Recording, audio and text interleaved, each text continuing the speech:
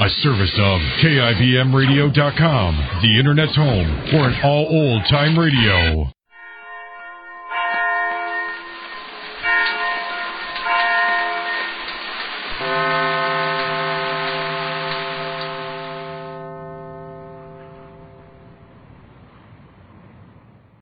The Aldrich Family, based on characters originated by Clifford Goldsmith, and starring Ezra Stone as Henry, with Jackie Kelk as Homer. Henry Aldrich. Coming, Mother.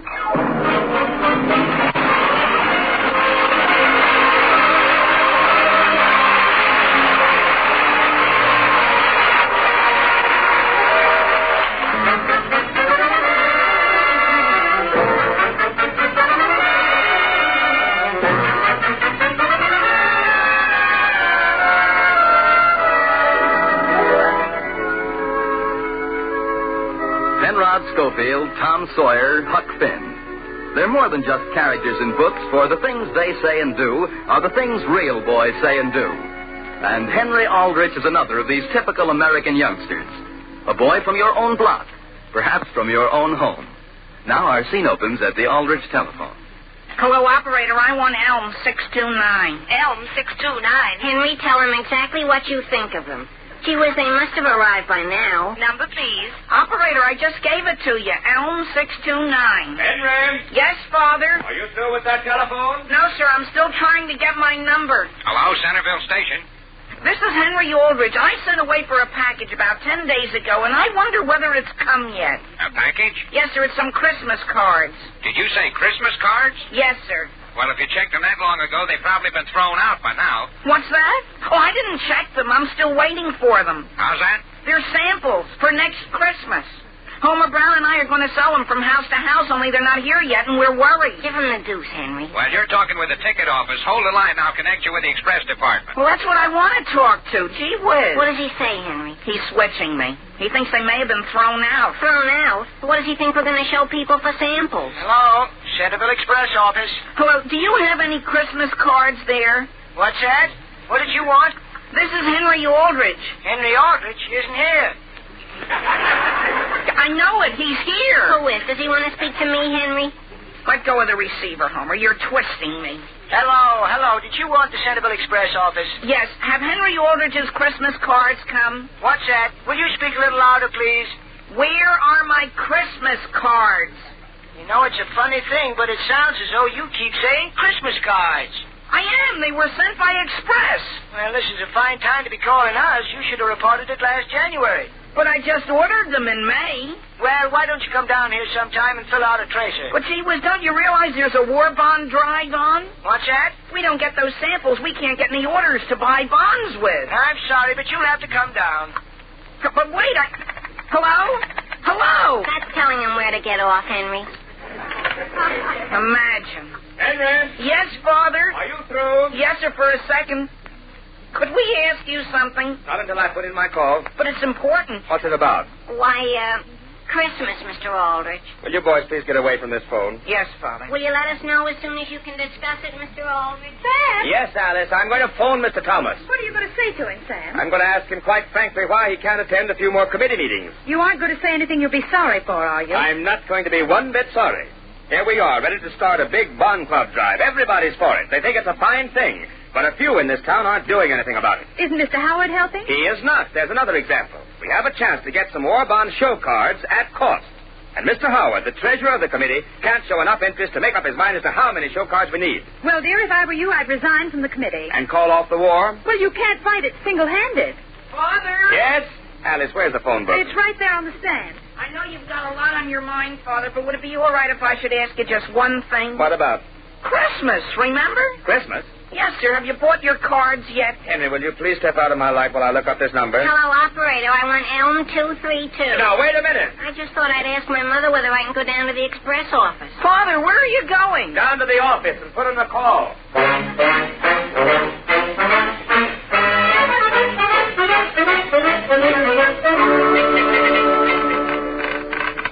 Now then, tell me once more why you came down here to the express office. Well, I'm Henry Aldrich, and my friend and I are going to sell Christmas cards, see? Say that again, please. You're doing what?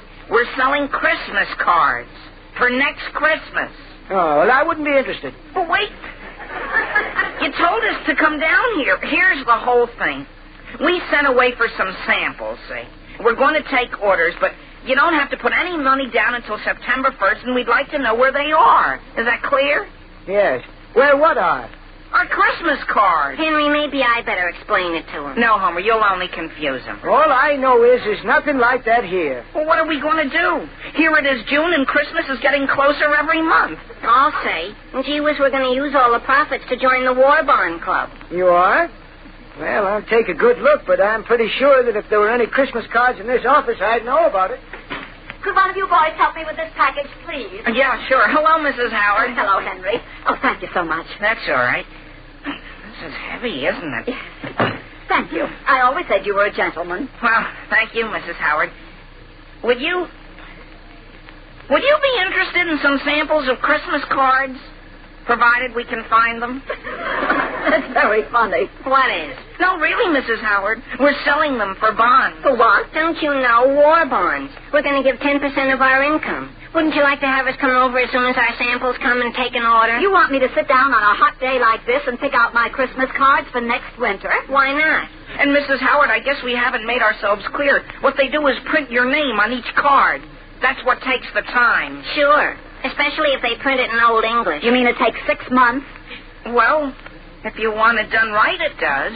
And, Mrs. Howard, if you put it off, the first thing you know, snow will be falling and the Christmas bells will be ringing. My goodness, what's that? What's what? Oh, just a freight train. Oh.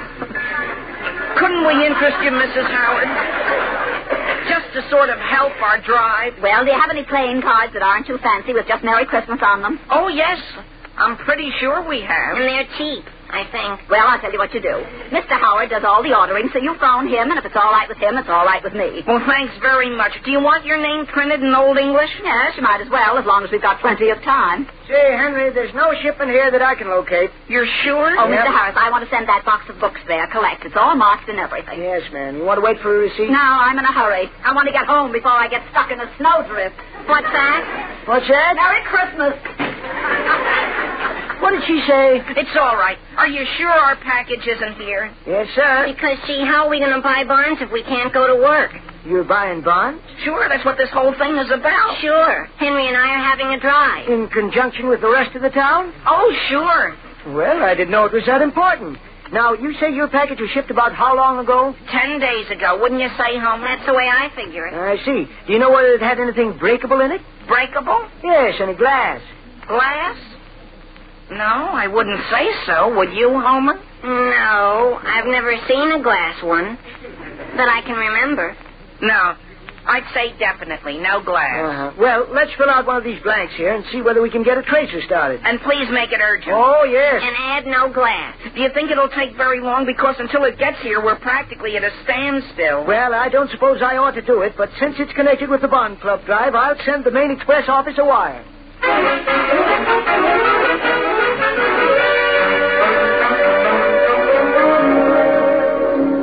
Hello? Hello, is this Mr. Bush's office? Mrs. Bush? No, this is Sam Aldrich. Say, I was just talking with Ted Thomas. I asked him to do a little work on this Bond Club committee, and he seemed very much pleased. Yes? In fact, he said he was for it 100%. Fine. The only thing is, he says he's sorry he has a couple of other things that he's going to have to give his time to, and he suggested you take his place. That's for the bond committee, Sam? Yes. That's fine. That's just fine.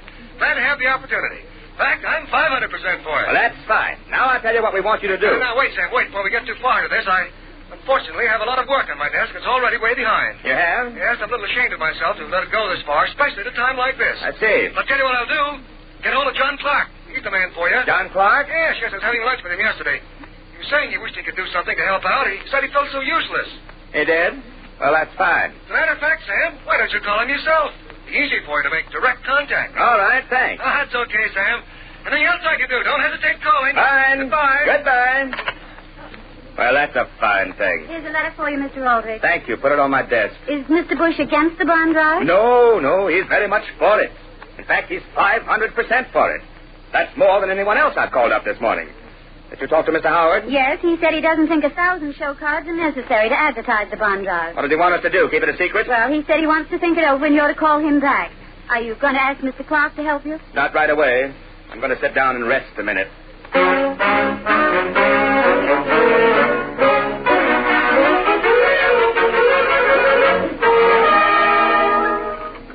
Henry, let's see the telegram the express company sent us. I still can't believe it, Homer. Read it again. It says, Aldrich, Centerville, have no record shipment of Christmas trees this year.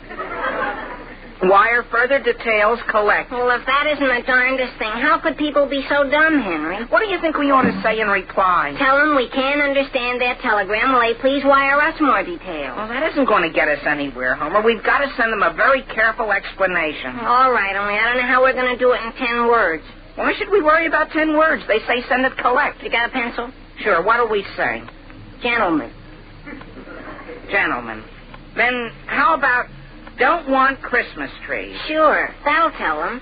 We cannot purchase war bonds because order we placed 10 days ago has not arrived. Sure. Have you misplaced Christmas cards? Some of those were New Year's cards, Homer. They were?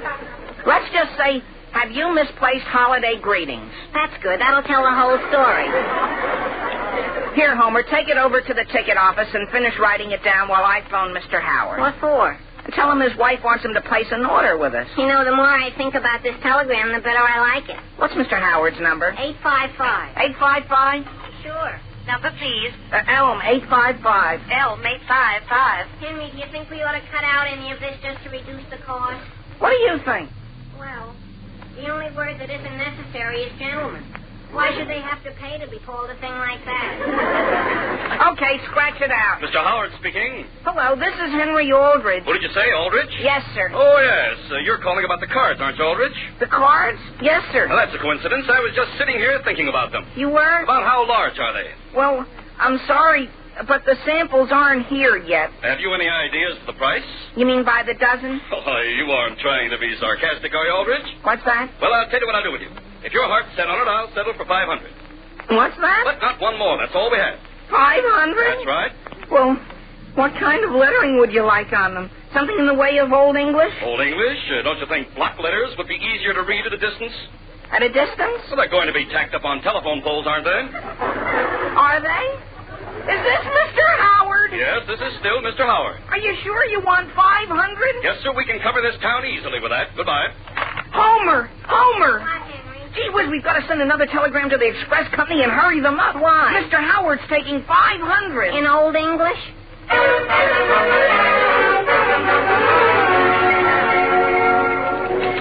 Have you seen this, Joe? What is it? The adjustment desk sent it up to us. It's a telegram from Centerville, signed Aldrich. And what's it about? Well, I don't understand it. It says, don't want Christmas trees. Cannot purchase war bonds because order placed 10 days ago not arrived. Have you misplaced holiday greetings? Well, that's clear enough. What sense do you make out of it?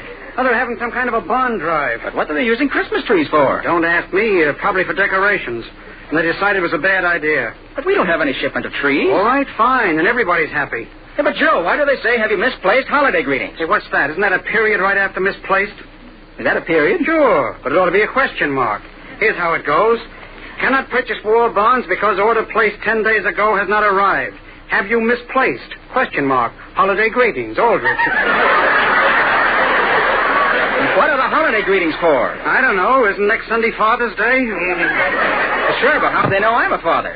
And look at this, Joe. What they're looking for is a shipment of bonds. Of war bonds? Yeah, it says so right there. The driver's held up because we misplaced the shipment. Gee, Bill, that's a pretty serious thing. Telegram, Mr. Cooper. Well, what's this one about? I don't know, but it's marked right. Oh, it's another one from Aldrich. It says, must have shipment. Have sold 500. Holiday greetings. Polite guy, isn't he? Hey, we're going to get into trouble, Bill. You better send that up to the superintendent and let him try to figure it out.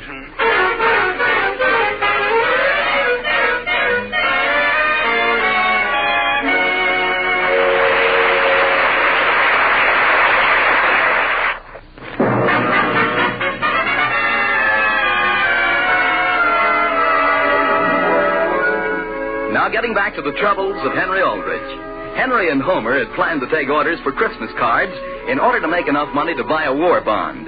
When the samples for the cards did not arrive, they wired the express company. They wired a second time. While the boys are waiting at the station for a second reply, the scene opens in Mr. Aldrich's office. Hello? Is this John Clark? This is Mr. Clark. Well, this is Sam Aldrich, John. Yes? I was talking with Mr. Bush this morning about our bond drive. I wanted him to do some work on one of the committees. Yes, is he going to? Well, he wants to. He's for us 500%. But he's tied up right now, and he suggested I call you and see whether you couldn't help us out. Well, that's fine. I'm glad you called. Good. Now I'll tell you what we'd like to have you do. Now, wait, Sam. Is this something that has to be done in the next few days? Yes, it'll have to be. Well, that's too bad. Because after next week, I could give you all the time you want. But you can't right now. Well, you know how things are in my business, Sam. I'm with you heart and soul, but my hands are tied. I see. You know me, Sam. I'm for this drive 1,000%. I wish you luck. Goodbye. Goodbye. Here's a box that just arrived, Mr. Aldrich. A box? What's in it? A supply of 10% pledge buttons for the bond drive. Are they all 10%? Aren't any of them 1,000%? Hello, Sam Aldrich speaking. This is Howard. Yes, Howard. Sorry I was out when you called, but I got your message. My message? Yes, and I don't understand it. What message are you referring to? Whether I prefer red or green envelopes. For what? For the cards, the show cards. Why would we want envelopes for them? That's what I'm asking you. Well, we certainly don't want to go to the expense of ordering 1,000 envelopes. 1,000? Now, look here, Aldrich. We agreed to order only 500 cards. Oh, we did? So let's not spend any more time discussing it. I've got a lot of things on my mind. Are you too busy to come to a meeting at 2? I'm afraid I am, Sam. I've got a late luncheon engagement. But you call me when it's over and let me know what you did. Yes, of course. Goodbye, Sam. Goodbye. Sam? Alice, what are you doing down here at the office? Sam, I thought we were going to meet for lunch. I've been waiting in front of the Emporium for half an hour for you. I'm sorry, Alice, but I've got work to do on the Bond Club parade. Dear, do you have to work this hard? Why can't Henry help you? Now, Alice, what good can one boy do?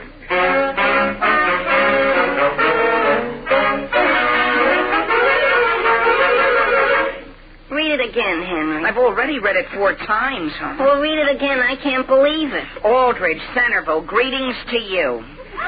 Entire force trying to trace shipment for bond drive. If unable, locate, advise reordering through Treasury Department. Please wire further wishes. They're crazy, Henry. And it's signed by the General Superintendent. Well, that's what's the trouble. Do you know what my father does when he can't get action? What? He goes straight to the president of the company. Does that help? Sure. Let me have your pencil. Here. Gee whiz, don't they realize we're losing orders left and right? And, Henry, what about the big parade? We don't want to ride on the float if we haven't even bought our bonds. That's what I say. What are you writing? President of the Express Company. Time is growing short. Now, how about time is shortening? Yeah, time is shortening.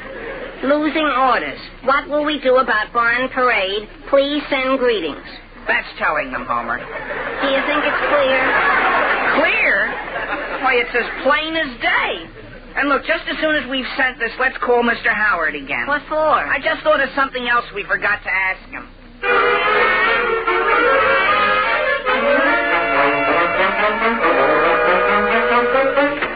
Any calls while I was out for lunch, Miss Gray? Yes, Mr. Howard. Mr. Aldrich's son phoned. His son? What did he want? He's apparently helping his father. He wanted to know whether you want your middle initial printed on the card. On what cards? On the show cards, I imagine, for the bond drive. They're going to print my name on them? I imagine they are. I'm supposed to call Mr. Aldrich back. Well, I didn't realize they were going to do anything like that. The Aldrich boy asked about Mrs. Howard, too, but I explained that she has nothing to do with this. Yeah, that's fine. Miss Gray, now, how many of those cards did I tell you to order? 500. Yes, well, I don't think 500 will be enough. Do you? I don't know, sir. As a matter of fact, that wouldn't be anywhere near enough. Now, here's what you do. Call Sam Aldrich, see? Yes, sir. Tell him we'll want at least 1,000 cards. With or without your middle initial? If he doesn't mention it, don't you. After all, I don't want him to think my name has anything to do with doubling the order. Yes, sir. Besides, I don't really care whether the J is in or not. Yes, Mr. Howard.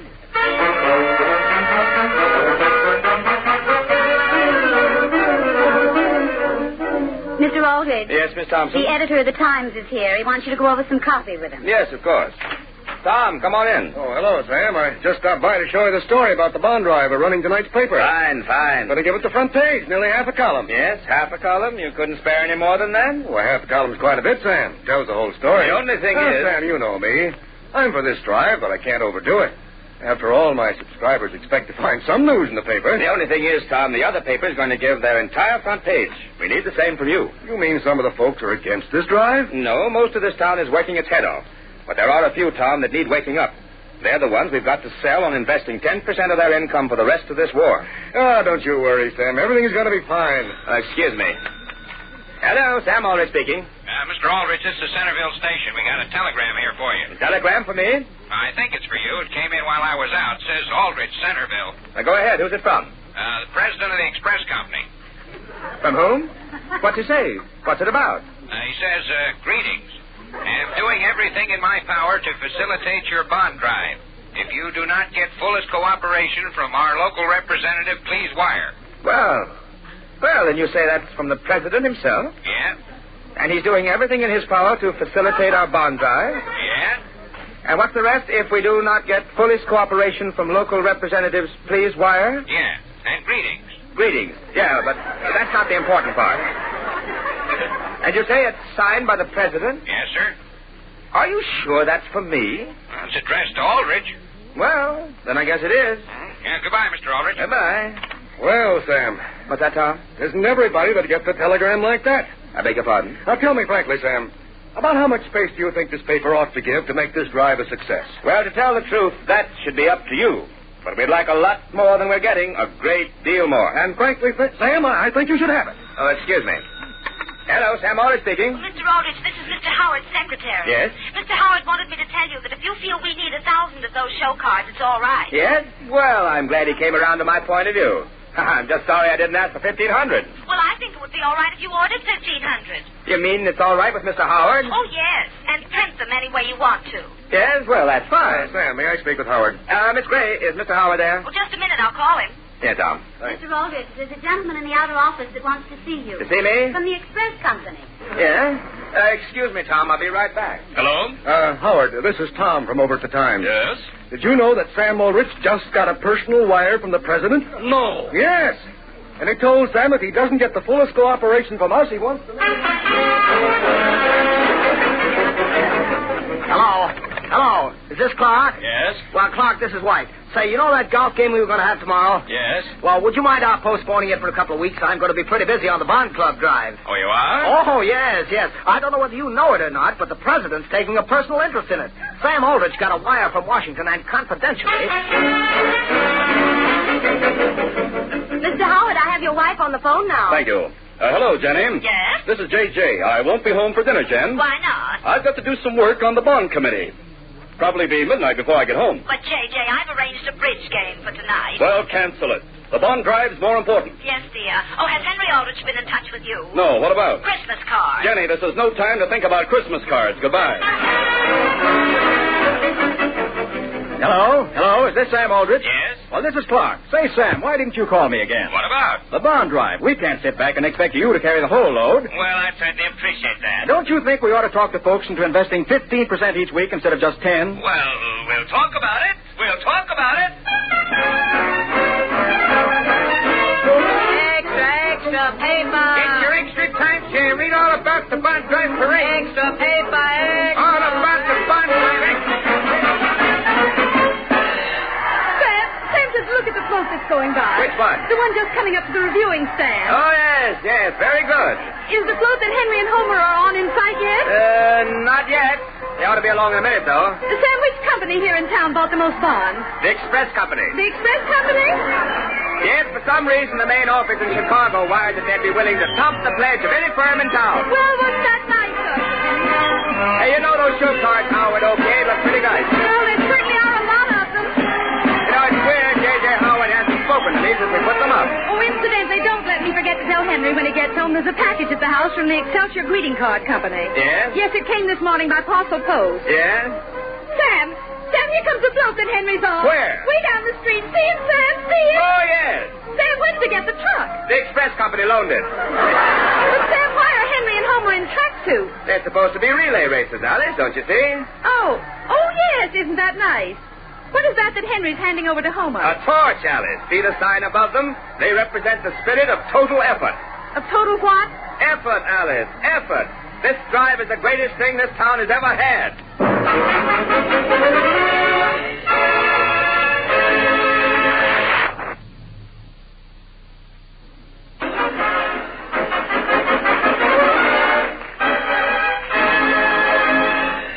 Listen again next week, same time, same station, for another sparkling half hour with your favorite youngster, his family, and his pals. The Aldrich Family, starring Ezra Stone, is written by Clifford Goldsmith.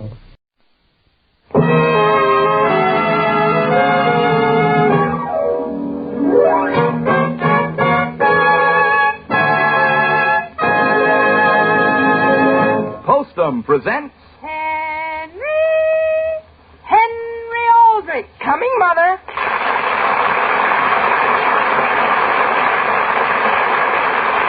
The Aldrich Family, written by Clifford Goldsmith. Entertainment for all the family, brought to you by Postum, a tempting, wholesome drink for all the family. Postum.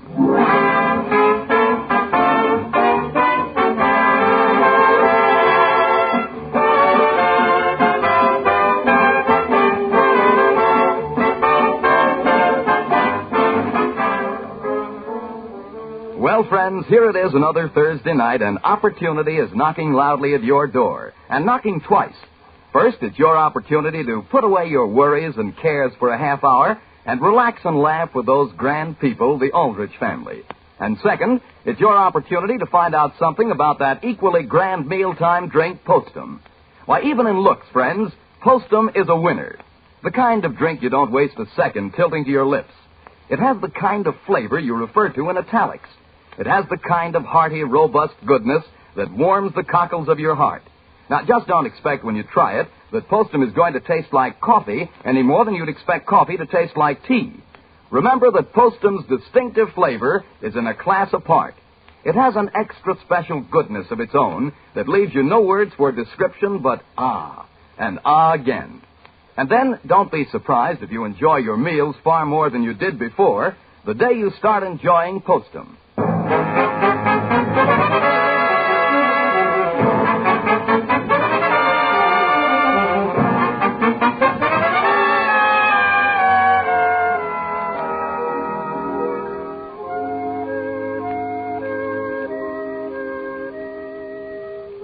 Boys like Penrod Schofield, Tom Sawyer, and Huck Finn live in our memories because they typify the teenage youngsters all of us know.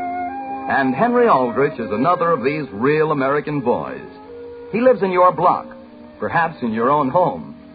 The scene opens in the Aldrich living room.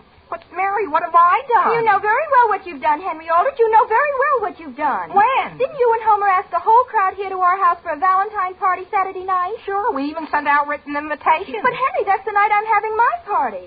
Mary, how could you have a party? Well, my goodness, Henry, I've been planning on it for 6 weeks. On a party? Yes, for my sorority. Oh, all right, Mary. Can't you meet at some other house? Henry, Mother says it's my party and I can have it here at our house, and I'm not to budge an inch. I know, but Mary... Henry, you're wanted on the telephone. Yes, Mother, I'll be there just as soon as I get something straightened out. Mary, how about our invitations? What are Homer and I going to do? I'm sure I don't know. You can have your party at Homer's house. But Mary! Hello? Hello, Henry. This is Agnes. Who? Agnes, is Homer there? No, I was just going to call and see whether he's over at your house. There's something I have to see him about right away. Well, Henry, we're all looking forward to your party Saturday night. You are? And I was just wondering whether you'd mind calling Lillian Spencer and asking her to come. Lillian Spencer? She'd have an awfully good time, Henry. But, Agnes, I wouldn't. What do you mean by that? Well, besides one reason I'd rather not even mention, I'm not speaking to Lillian. That's all right. I'd be glad to call her. But, Agnes, that'll make 13. Henry? Yes, Mary. Just a second, Agnes. Homer's here. Well, tell him to come here quick. Agnes. Oh, gee whiz. Hey, Henry, I was just over to the bakery and ordered 4 dozen donuts. Homer, why couldn't we throw the party at your house? Why? Well, your house is a lot nearer the center of town, Homer, and your heating system's a lot better than ours. Now, listen, Henry, don't you remember the last party we threw at my house? Well, Homer, that was just due to an unfortunate series of circumstances. Even so, my father hasn't gotten over it yet. But, Homer, let me tell you. We're giving a party Saturday night, and it isn't going to be at your house, and it isn't going to be at mine.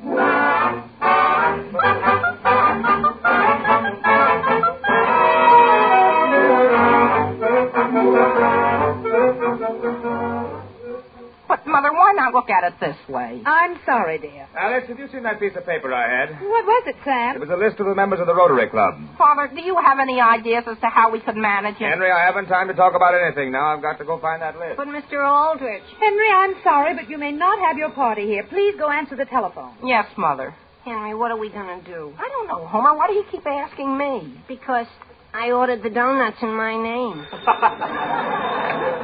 Hello? Hello, Henry. This is Kathleen. Oh, hello. I just wanted to tell you the good news. What? Well, I don't suppose I should tell you, but I got a new evening dress for your party. You did? An evening... But Kathleen, it's going to be informal. Oh, no. Agnes phoned all of us and said it had been changed. We're to wear long dresses. Agnes did? Yes, Henry, and I just wanted to tell you I'm looking forward to coming. Goodbye. But Kathleen! Kathleen! What's the matter, Henry? Agnes is having them all dress up. Who gave her any authority like that? You know, Henry, what we've got to do? What? Something about the number 13. Either we've got to get rid of one of our guests, or you or I have got to drop out. Now, listen, Homer, you're not going to leave me flat. Well, I was just making a generous offer, Henry. I know. Why not call Agnes and see whether she'd have any suggestions? In what way? Well, as long as she's showing so much interest, she might be very glad to have our party at her house. Now, listen, Homer, we're not going to get Agnes any more mixed up in this than she is. Henry, didn't you ever taste the lemon meringue pie her mother makes? Yes. And there you are. Let me call her. But, Homer... Hello? Number, please. Elm 9717. Elm 9717. Homer, how do you know her mother will make any pie? Henry, why worry about that detail when you don't even have a roof over your party? Hello?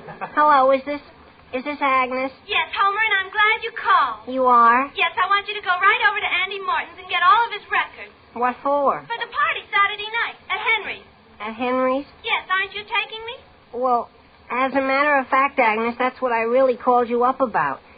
Supposing it's raining real hard that night. What about it? Well, you wouldn't want to go out in it, would you? I mean, if it was practically the worst storm we've had all season. What made you think of that? You can't tell, Agnes. Suppose it even turned to sleet and froze right on you. Oh, my, I wouldn't go out if it did that. Well, I'm glad you'd be sensible, because I've got a wonderful solution. We're all coming over to your house. What's that? Ask her about the pie, Homer. Homer, the invitation said the party was to be at the Aldrich's. But, Agnes, why not look at it this way? Now listen, Homer Brown.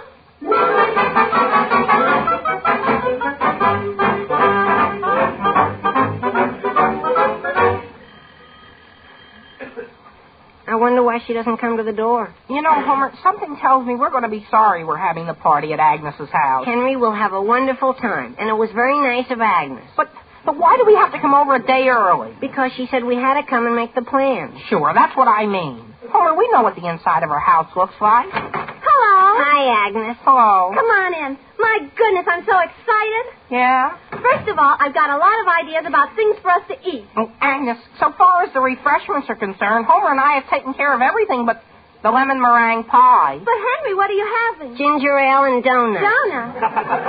Sure. We just ordered 4 dozen. 4 dozen? Sure. But, my goodness, 4 dozen? Well, Agnes, that isn't so many. As a matter of fact, I was just thinking we ought to double the order. Sure. But, boys, I don't like donuts. But I do. All right, my goodness, why worry over a little thing like donuts? Naturally, we can decide a thing like that later on. Now, here's the living room. Oh, yes. The first thing you want to do is move the piano down to the other end of the room. Move it? Move it? Yes, and you might as well do it now, while I tell my mother to bake a couple of cakes, in case we don't have donuts. What's that? In addition to the lemon meringue? Of course. Oh, gee whiz, Agnes. Naturally, I'd move your piano any place you wanted. And so will I. And Agnes, are we glad you can come to our party here? Well, thanks, fellas. It was certainly very nice of you to ask me. And would you do me a favor? Sure. What is it? Would you mind if I asked Gertie Parker to come Saturday night?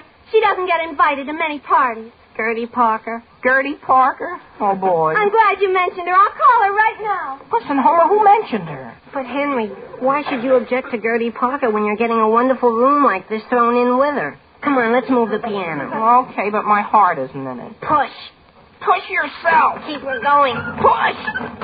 Now, wait a second, Henry. That's what I say. Homer, after we get this taken care of, how about our moving that picture that's on the wall? Well, what's the matter with it? That's Agnes's father. It is? Sure. Come on and push. Push yourself.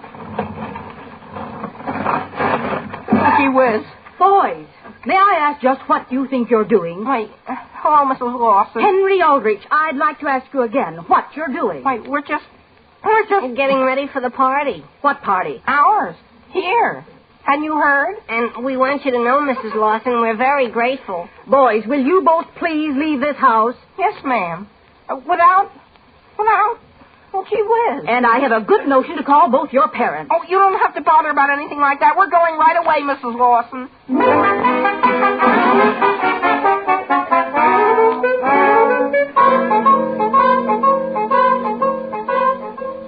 Kathleen, more.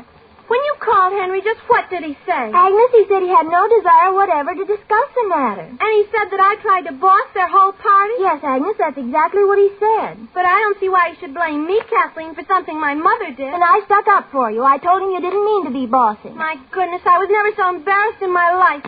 I'll never be able to face Homer again. I know, but I don't know why Henry should be so mad at me. At least, Kathleen, I did one thing.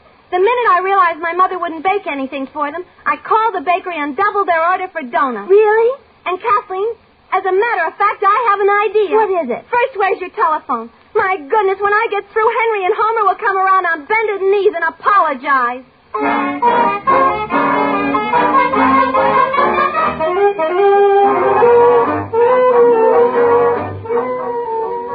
Hello? Doesn't she answer? I'm ringing your number. Homer, when you went back to get your hat, what did Mrs. Lawson say? She didn't say anything. She wouldn't even let me in. Well, I can tell you one thing. I'm never going to darken the Lawson door again. And I hope you don't think I'm going to. I'm ringing your number. Thank you. Henry, when you see your mother, tell her I found the list. The what, Father? The list of members of the Rotary Club I was looking for. Hello? Oh, well, gee whiz. Oh, Aunt Harriet. This is Henry. Hello, Henry. What is it you want? I've got to get back to the kitchen. Aunt Harriet, how would you like to... Have you got a full day Saturday? No, not especially. Did your mother want me to come over for dinner? Well, if I could arrange it, could you? Well, what did you call me for? Why, I wanted to know whether I could borrow something. What? Your house. What's that? Oh, Aunt Harriet, I have to give a party that evening, see? And gee, if I could arrange it so you wouldn't have to be there, Aunt Harriet, would you be interested? Why, I might. You might? Oh, boy. I'll let you have the party at my house, Henry, provided you don't invite that awful Homer Brown. Oh, but Aunt Harriet!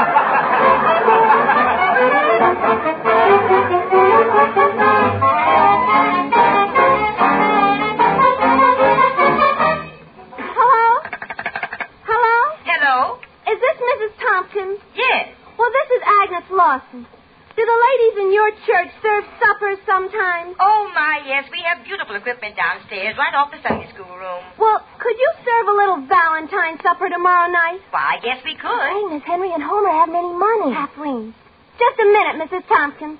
Kathleen, the food they serve wherever they have it is going to cost something, isn't it? Yes. Then why not let it go toward the church and make it worthwhile? Oh, all right. Hello, Mrs. Tompkins. Hello. Do you suppose you could serve something that wouldn't cost hardly anything? Oh, I guess we could. Something as simple as a bowl of soup and maybe sandwiches and a rice pudding. Yes. Well, we're awfully anxious to raise some money for the new organ, and I'm sure the ladies will be more than glad to.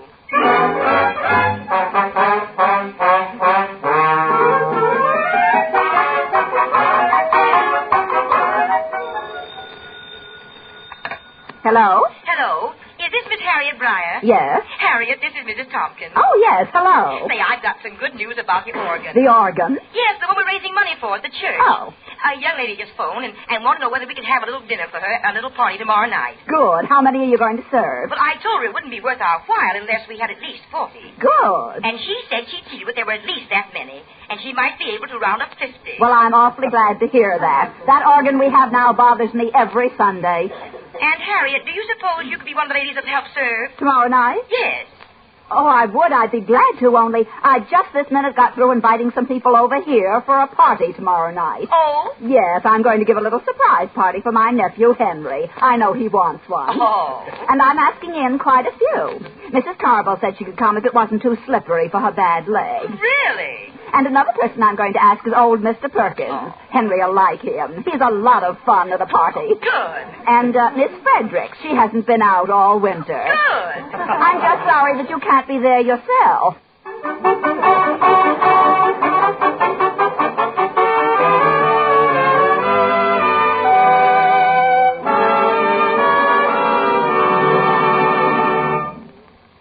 Well, I'm afraid Aunt Harriet and Henry have rather different ideas about who's welcome at a teenage boy's party. But something they probably would agree about is what makes the most welcome hot drink at mealtime. The answer is Postum, of course. Millions of Americans will tell you that. In fact, it's because Postum is so popular, it's because every day more and more people are insisting on Postum that there's a temporary shortage. We just can't keep pace with the fast-growing demand, even though we're making more Postum today than ever before in our history.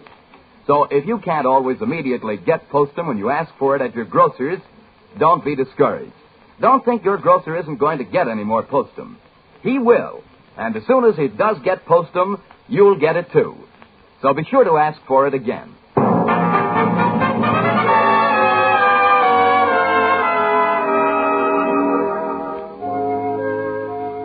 Now, getting back to the troubles of Henry Aldrich. Henry and Homer are trying to find a place to hold their party Saturday night. Meanwhile, unknown to them, Agnes Lawson has arranged for them to hold it at the Methodist Church. And Aunt Harriet, also unknown to them, has decided to let them hold it at her house. The scene opens in the Aldrich living room. Henry, will you please answer that phone? Why? Yes, please. Homer, would you mind answering it and just tell whoever it is I'm not here? Henry, I'm not going to be your personal ghost. But Homer, suppose it's Agnes trying to get us again. Just tell her again we're not speaking to her. Well, okay. And if it's somebody wanting to know where we're going to have the party, I'll tell them it's slightly up in the air. Hello? Hello, is Mr. Aldrich there? Mr. Aldrich? Why, no, he isn't. Oh, well, when he comes in, could you please tell him that the Mansion House phone... The Mansion House? The Mansion House Hotel? Yes, I wanted to submit an estimate for his party Saturday night. A party? Yes, I received word that he's planning a party for Saturday night, and I wanted to give him the figures for a private dining room. Oh, gee whiz, I'm planning a party, but... Oh, are you Mr. Aldrich? Yes, sir, only... Oh, you're the gentleman. Yes, sir. Well, I figured out an estimate for you. I know, but we can't afford anything that's going to cost as much as... Well, we just couldn't afford it, that's all. Well, this isn't going to cost so much. It isn't? No, not at all. How much is it? Well, first I'll have to know a little more. Would you want a fruit cup or tomato juice to begin with? What's that? I said, do you want a fruit cup or tomato juice? Why, Homer, which do you want, a fruit cup or tomato juice? Now? Hurry up, we're going to get a party. At the Mansion House Hotel. Oh, could we have grape juice? Hello, could we have grape juice? Yes, you can have anything you want. We can? Homer, have anything you want. Gee whiz. Hurry up and decide, what do you want? Oh, take fruit cup. Hello? Hello, we'll take fruit cup. No, wait a minute, Henry, wait a minute. What's the matter? Make it... Okay, fruit cup. Hello? Fruit cup's okay. Yes, Mr. Aldrich.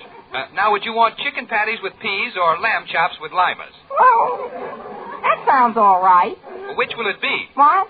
Chicken patties with peas or lamb chops with limas? Homer, how would you like some lamb chops? All right, with lots of mashed potatoes. Hello?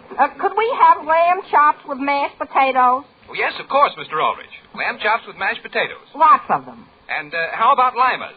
No, who wants limas? Gee whiz. Well, now about the dessert. What would you like? Well, what have you got? Well, we can give you almost any kind of pie, ice cream, French pastry, stewed fruit. Stewed fruit? Listen, Henry, I'm not going to eat any stewed fruit at my own party. Hold the line a second. Homer, we can have any dessert we want. Anything? Sure. I've got an idea. Hello? Yes? Could we have pumpkin pie a la mode? That's the old fight, Henry. Well, I guess you could. You'd like it served in separate dishes? No, just dump the whole works together. Ask him about chocolate sauce. Oh, yes. Would there be an extra charge? For what? Chocolate sauce. Chocolate sauce? Yes. Are you sure you should have chocolate sauce? Oh, sure. Well, there might be a small charge. Oh, how much will the whole thing, including it all, come to? Well, just exactly how many are you having? Why, 14 with Gertie Parker. What's that? Well, I understood it was 200. 200? I don't know where I got the idea, but that was the message that was left here for me. 200? 200 what, Henry? Mr. Aldrich, I'm afraid that for 14, we'd have to charge you at least $1.50 apiece. How much? Now what's happened? Well, the only thing is, well, gee whiz. You can't afford it? Oh, it isn't that we can't afford it. It's just that even without lima beans. Well, naturally, I thought you wanted something rather nice. Oh, we do, and I appreciate your offer. Only, suppose I think it over. And you'll call me back? Yes, I may, but if you don't hear from me, don't worry. Well, thank you, Mr. Aldrich. Goodbye. And thank you.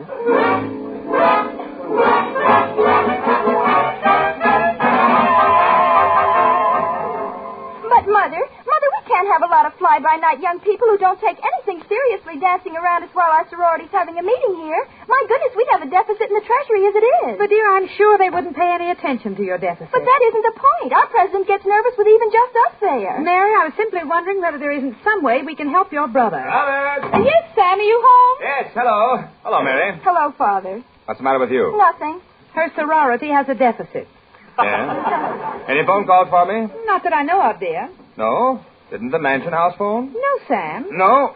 Now, Sam, you don't have to start putting in phone calls the minute you get home. But, Alice, I left word for them to let me know whether they could take care of our Rotary Club banquet Saturday night. And we're expecting 200 guests.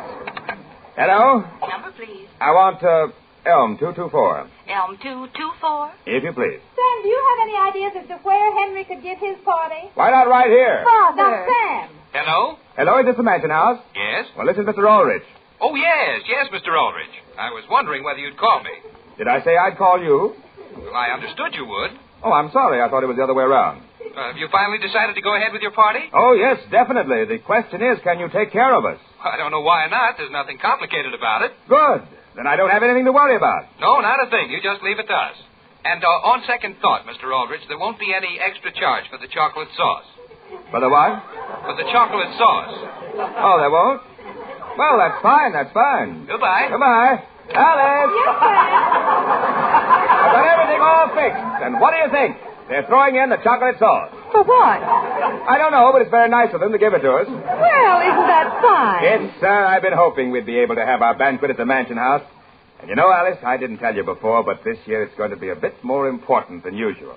In what way? Well, I've heard a rumor that they're going to nominate me for president. Really? Well, dear, you deserve it. Yeah? No wonder you want everything to be especially nice. Everything especially nice about what, Mother? Henry, I'm glad you came into the room. Kathleen and Agnes stopped me on the street and said they'd been trying to get you for 2 days. They did? They did, Mr. Aldrich? Did they seem apologetic? They said there wasn't anything for you to worry about, and they'd be seeing you at the Methodist Church tomorrow night. At the Methodist Church? What for? I wonder what's going on over there. Boy, I don't know anything more about it than what I've just told you. Well, the nerve of them. That's what I say. You know what they're trying to do, Homer? Come to us on bended knee. In the Methodist Church? We'll show them. We're going to give the best party tonight that this town ever saw. Where? Mother, that's the least of our worries. If something will open up, it always does. And, Homer, do you know what I'm going to the phone and do? What? Double our order of donuts.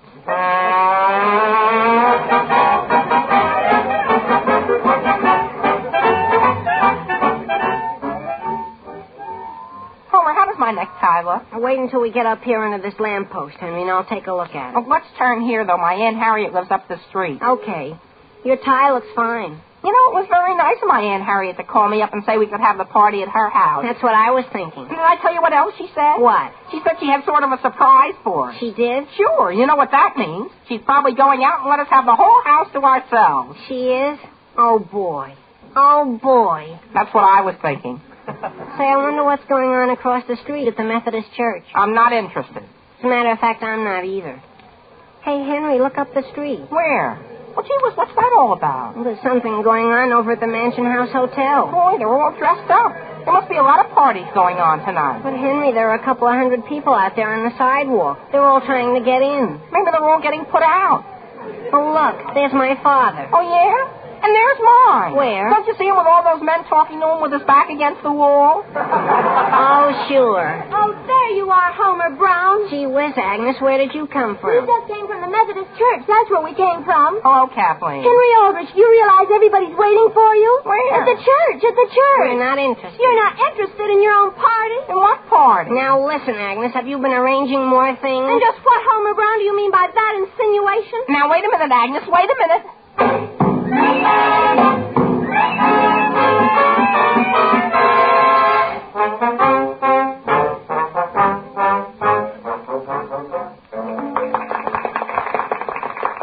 And before I sit down, ladies and gentlemen, I would like to extend the thanks and gratitude of the Rotary Club to several groups and, shall I say, individuals.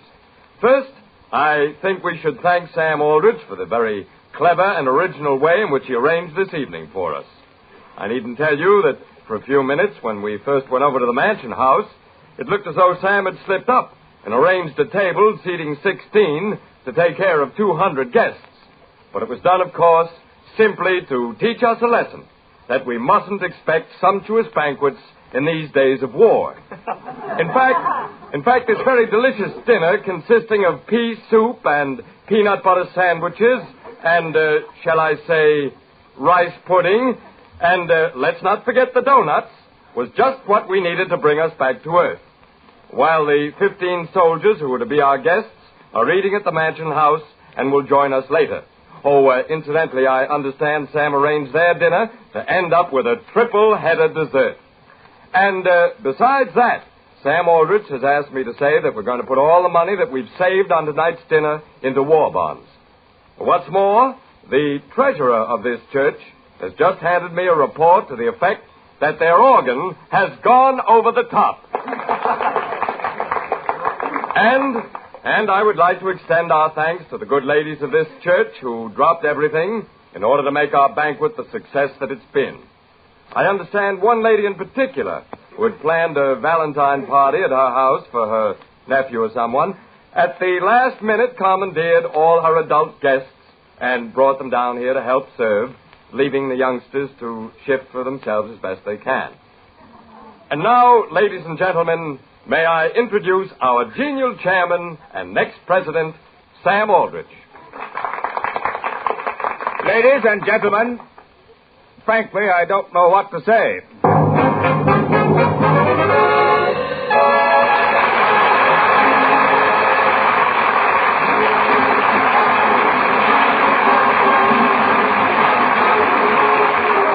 Those parties seemed to straighten out nicely for everyone, didn't they? But if you think Mr. Aldrich's troubles are over, just you stay tuned in to find out what happened the next morning. And now let me remind you that Postum, for years the favorite mealtime drink in millions of American homes, is made for your convenience in two forms. Instant Postum, which you make instantly in the cup, and Postum cereal, which you make in pot, percolator, or drip maker. Both forms make the same delicious, distinctive drink. So no matter which form of Postum you choose, you'll enjoy a mealtime cup that's a real treat.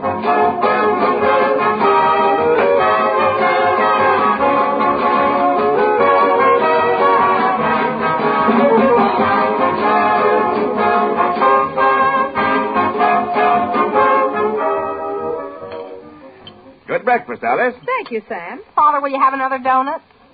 No, thank you. Go ahead, have one. Henry, I have already had 3. Oh. You know, Mother, I think that was a very good idea you had about lunch. What idea was that? To make a little custard to pour over the donuts. Incidentally, Alice, I won't be here for dinner. Listen again next week to the Aldrich Family, same time, same station, for another sparkling half hour with your favorite youngster, his family, and his pals. The Aldrich Family, starring Ezra Stone, is written by Clifford Goldsmith. Original music is composed and conducted by Jack Miller.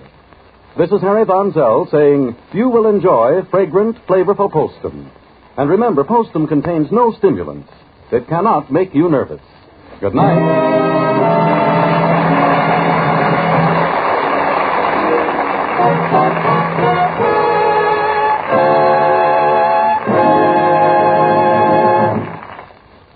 This program came to you from New York. This is the National Broadcasting Company.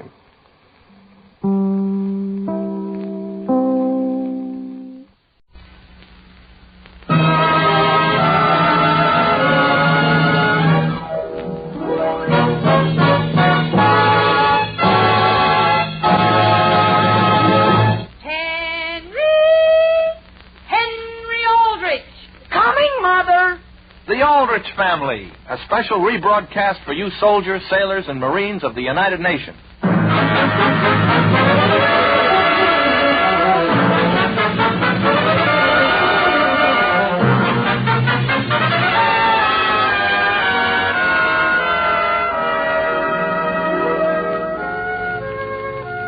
A typical teenage boy has always scampered across the American scene.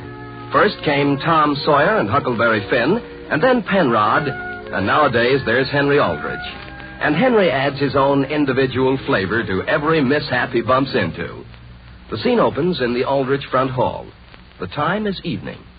Mary! Mary, are you in the living room? Yes, Henry, come on in. Could you come out in the hall, please? I want to speak to you about something important. Henry, don't you realize Muriel Watson is in the living room and she wants to say hello to you? Listen, Mary, I'm in no condition to bother with Muriel Watson. Boy, of all the... I want you to put in a phone call for me. To whom? Just Kathleen.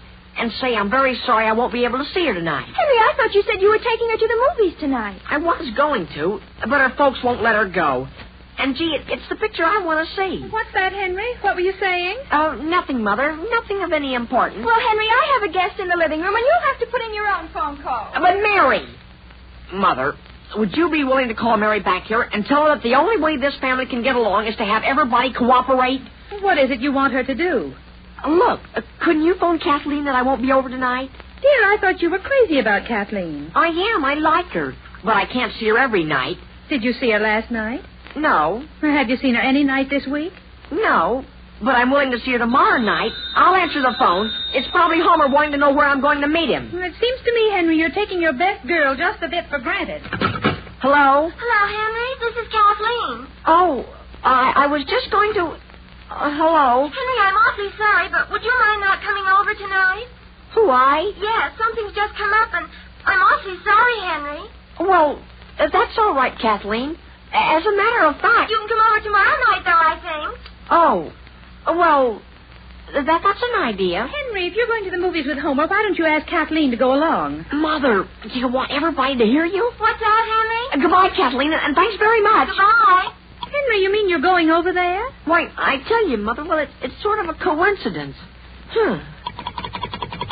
Hello? Number, please. Elm 232. Elm 232. Henry, won't you please go in there and talk to Muriel while I go up and change my dress? With Muriel? What's there to talk to her about? Henry, she's an awfully pretty girl. No, Mary. I'm going to the movies with Homer. Hello.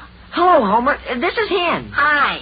Say, I was just going to call you. Yeah? Where will I meet you? Why, I tell you, Henry, I don't think I can go to the movies tonight. What's that? Well, something else just came up that I don't have any control over. That's what I was just going to call you about. I know, but Homer, you can't do a thing like that. You did the same thing last night. Henry, could I help it if something came up last night, too? But gee whiz. I've got to go now. I'll see you tomorrow. But Homer. Bye. And now listen, Homer.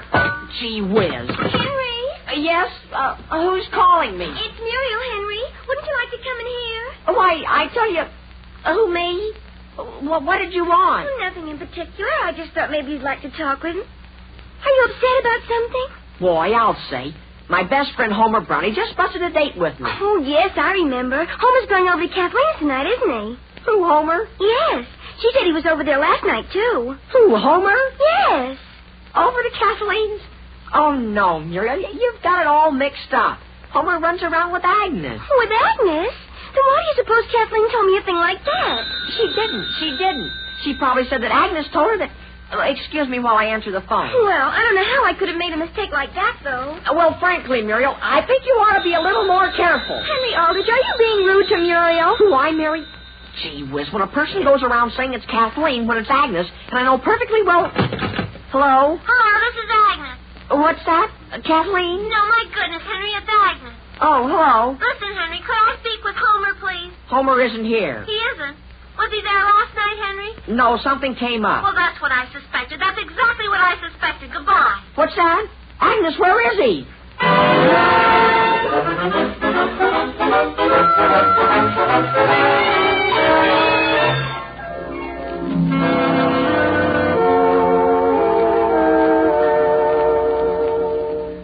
Henry? Yes, Mother? Could you bring that light around here so I can see to read, please? Yes, sure. Dear, I thought you said last evening you were going over to Kathleen's tonight. Who, I, Mother? Well, didn't you phone her last night and break a date with her and change it to tonight? I know, but I decided I'd just stay home and get acquainted with the family for a change. Henry, I want you to look at me. What is the matter? Mother, will you tell me something? I mean, will you tell it to me frankly? I'll try to. Did you like Kathleen? Well, yes, Henry, of course. Only why do you ask, did I like her? No reason. Only I was just wondering... Gee, did you ever notice when she used to go down the street how she'd always be smiling? Dear, has something happened to Kathleen? Happened to her? No, not especially. But do you know how I'll always think of her? I mean, for as long as I live, I'll always remember how she loved chocolate marshmallow sundaes. What's that? Gee, the poor kid. She kept me broke half the time. But I didn't mind. Henry, you talk as though Kathleen Anderson were dead. Well, so far as I'm concerned, she is. She's a thing of the past. Mother, let's just drop the subject. Please don't even mention Kathleen anymore.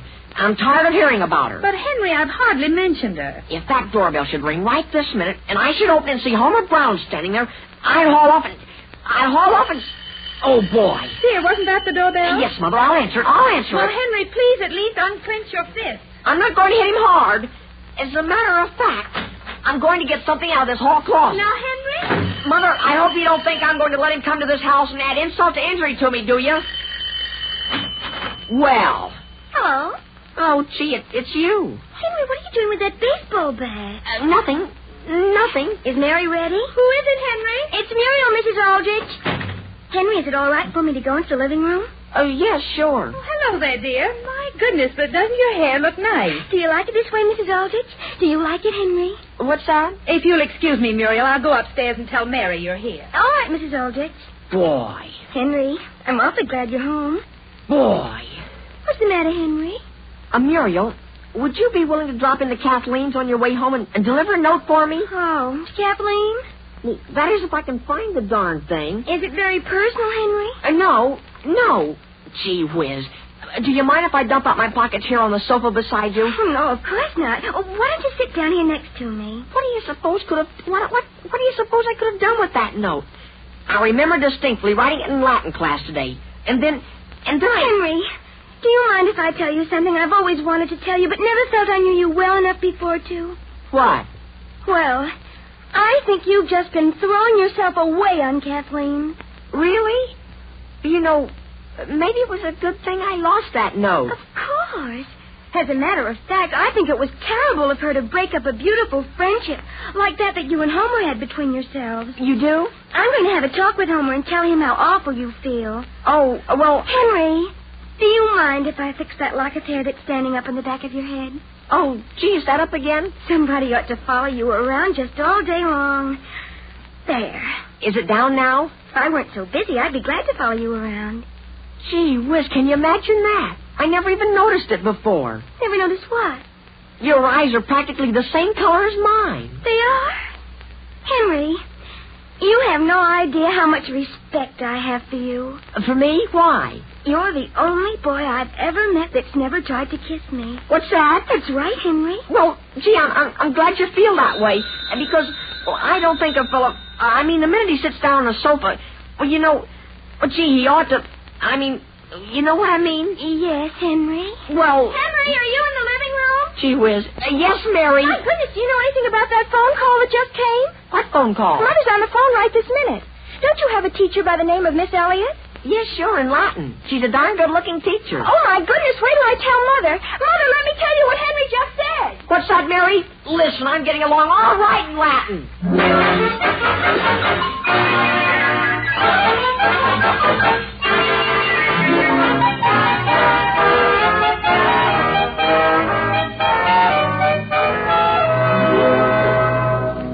Alice, is breakfast all ready? Yes, Sam. Sit down and I'll make some toast for you. What's the news in the morning paper? Well, dear, first, there's several things I'm anxious to talk to you about. Yes? Dear, while you were out last evening, a phone call came. And, Sam, I don't think I've ever been so upset in my life. Who was the call from? It was from Henry's Latin teacher. Her name is Miss Elliott. Alice, I've always told you Henry would never be any good at languages. Now, wait, Sam, because even when I tell you, you're not going to believe me. You mean he's leading the class? Now, remember, dear, I'm only telling you what Miss Elliott told me. When Henry handed in his Latin paper yesterday, he enclosed with it a note. A note? Yes, Sam, a note to Miss Elliott. Well? Don't you understand, dear? Henry thinks he's in love with his Latin teacher. What's that? Now, wait a minute. Sam, I knew Henry was upset. He hasn't eaten for 2 days now. But I supposed it was over some trouble he was having with Kathleen. What did he say in the note? The usual thing. Why don't you pay any attention to me? What have I done that's offended you? And things like how much he wants to be with her. Yeah? Well? And here's what we decided Miss Elliott should do. She's going to ask Henry to come into her classroom this afternoon and have a little talk with him. Yeah? Come to think of it, Alice, didn't Henry take Latin under old Miss Dudley at the beginning of this term? Yes, and then he suddenly switched. Yes? To Miss Elliott? Yes, Sam. That only goes to show you never know what's going on inside a boy's head. Mother? Yes, Henry? Is breakfast ready? Oh, hello, Father. Hello, Henry. Boy, do I feel good. You feel good? I've just been catching up on my Latin. What's that? And, boy, I can hardly wait to get to class today. Henry, tell me, how are you and Kathleen getting along these days? Kathleen, Father? Gee, I'm not interested in Kathleen. No? I'll answer the phone. Will you have some bacon, Alice? No, thank you, Sam. I can't eat a thing. Save some bacon for me, Father. I'm very hungry. Hello? Hello, is this Henry? Yes. Well, this is Muriel. I was just talking to someone on the phone about you. About me? Who are you talking to? Homer Brown. And Henry, he's very sorry he broke up your friendship with Kathleen and wants very much to be friends with you. Well, boy, am I glad to hear that. And look, Muriel, you're going to the movies with me tonight, aren't you? Oh, yes, I'm looking forward to it. Only, Henry, do you mind if Homer goes with us? What's that? Henry, Homer felt so bad about everything. I thought the least I could do was to ask him over for dinner. For dinner at your house? Now, aren't you glad you didn't send that note to Kathleen? Well, I'll be seeing you, Henry. Goodbye. I know, but Muriel, I thought...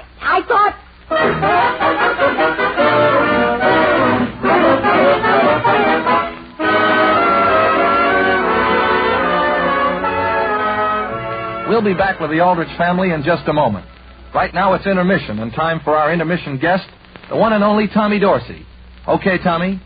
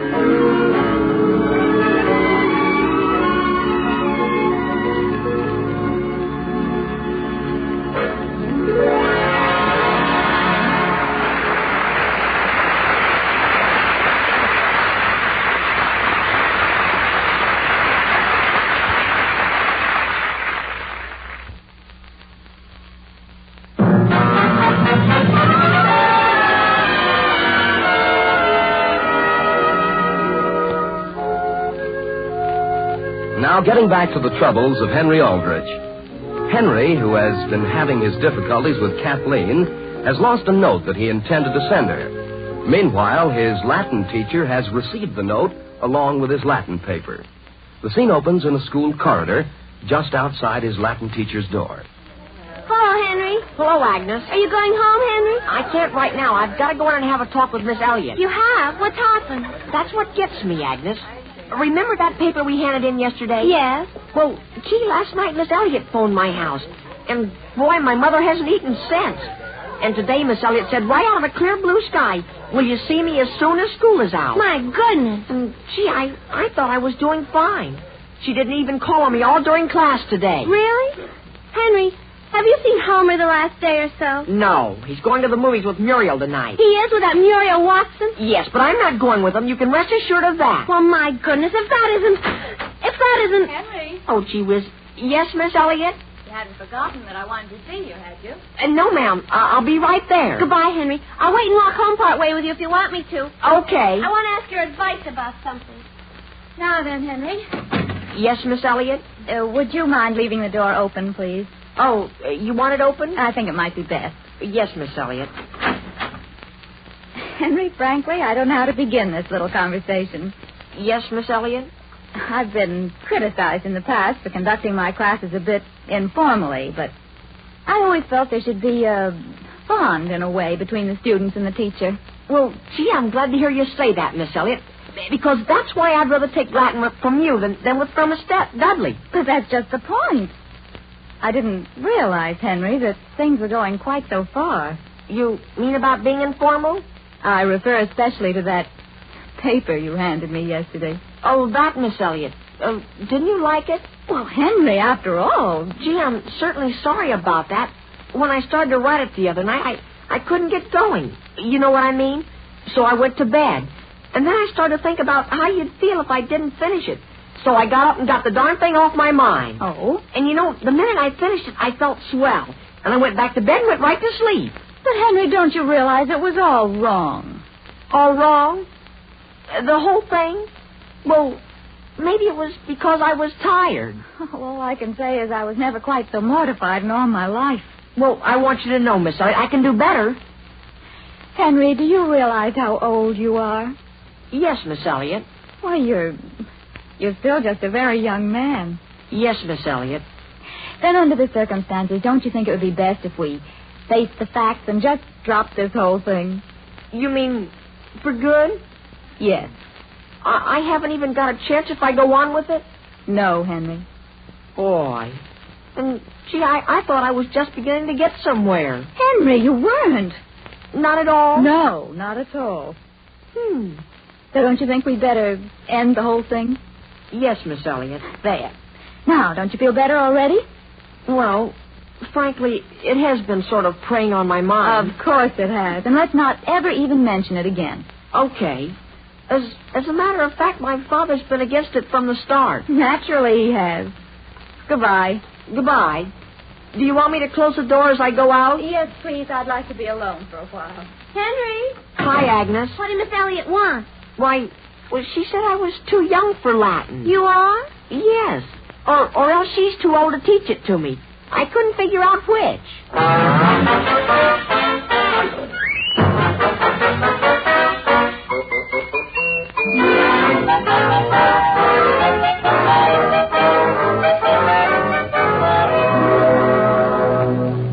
Alice, how long before dinner will be ready? Oh, at least an hour, Sam. Yes? Sam, I think you ought to have a heart-to-heart talk with Henry. A talk with Henry about Miss Elliott? Yes, dear. Now, Alice, if I were you, I'd forget the whole business. But, Sam, I can't forget it. I've been worrying about it all day. And I say let's not get mixed up in it. Every boy has to go through what he's going through. Did you? Of course. Only I didn't wait for my Latin teacher. I fell in love with my first grade teacher. Her name was Miss Sutherland. She had light brown hair. I used to follow her home every afternoon. Sam, that was an entirely different situation. In what way? In the first place, dear, a phone call came this afternoon. From whom? That Muriel Watson. And, Sam, I didn't know she and Henry had had some kind of falling out. A falling out? I didn't even know he was interested in her. Well, that's what surprised me. And, Sam, the girl was all broken up. She kept saying that she hoped Henry would understand. Understand what? I don't know, dear. But I no sooner got through talking with her and the doorbell rang, and who do you suppose that was? Who? Kathleen Anderson. She stood there in the front hall and was practically in tears. Over Henry? Over Henry. Well, that's a fine thing. Our only son falls in love with his Latin teacher and with two of her students at the same time, mind you. What'd you say, Father? What is it that Henry's done? Not a thing, Mary, not a thing. You mean it's that awful? Now, dear, please don't let your imagination go to work. Go see who's at the front door. All right. Only would you like to have me tell you something more? No, thank you. We would not. Hello. Oh, hello, Aunt Harriet. I was just passing by, and I thought I'd drop in. Where are your mother and father? They're in the living room talking about Henry. Yes? Well, I just saw him downtown. You did? With Agnes Lawson in DeHaven's drugstore. Alice, Oh, come on in, Harriet. how's everything? Why, fine.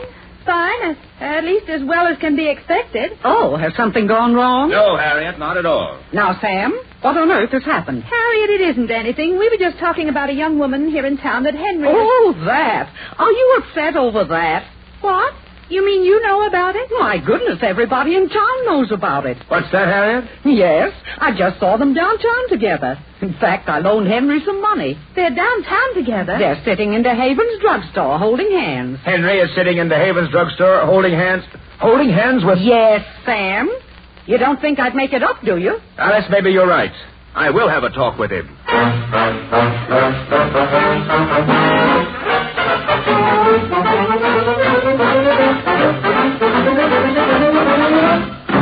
Mary, are you in the living room? Yes, Henry. Listen, Mary, could you do something for me? What is it? Has Father seen you? Father? He wants to see me? Yes, Henry, and you might just as well know now. He's terribly upset. He is? Well, look, could you please help me out? Henry, have you gotten into some more trouble? Mary, all I want you to do is deliver a note to Agnes Lawson, see? Henry, I'm not going out tonight. I mean, the first time you go by Agnes's house, could you give it to her? Isn't that strange? What's the matter? Oh, I wrote it over to Aunt Harriet's a few minutes ago when I was paying her back. Paying her. I wonder where I could have put it. Henry, you mean you're running around with Agnes? Mary, what put an idea like that in your head?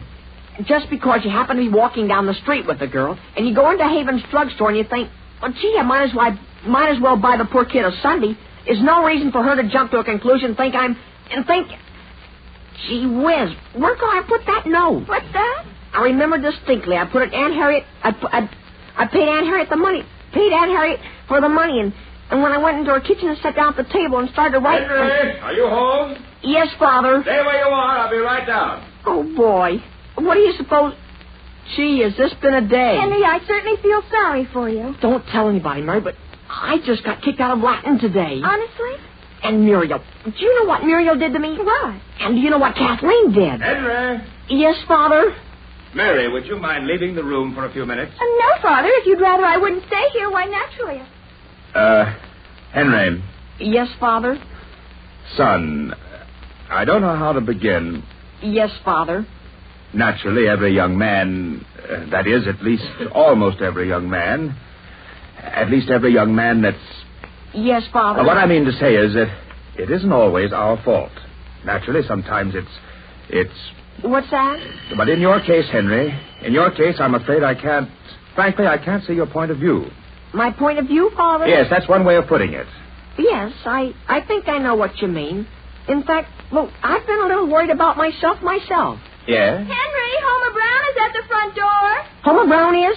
Oh, Father, could I please just speak to Homer for 1 second? Yes, go on. And then I'll be right back. Don't bother. Henry, did you hear me? Homer's here. I heard you, Mary. Where's my baseball bat? Listen, Henry, what's the big idea? What do you mean, what's the big idea? And will you please close our front door? I'll close it when I go out. I know all about your trying to cut me out with Agnes. And, Henry, she's my girl. Homer, what do you talk to me like that for? I never even thought of Agnes.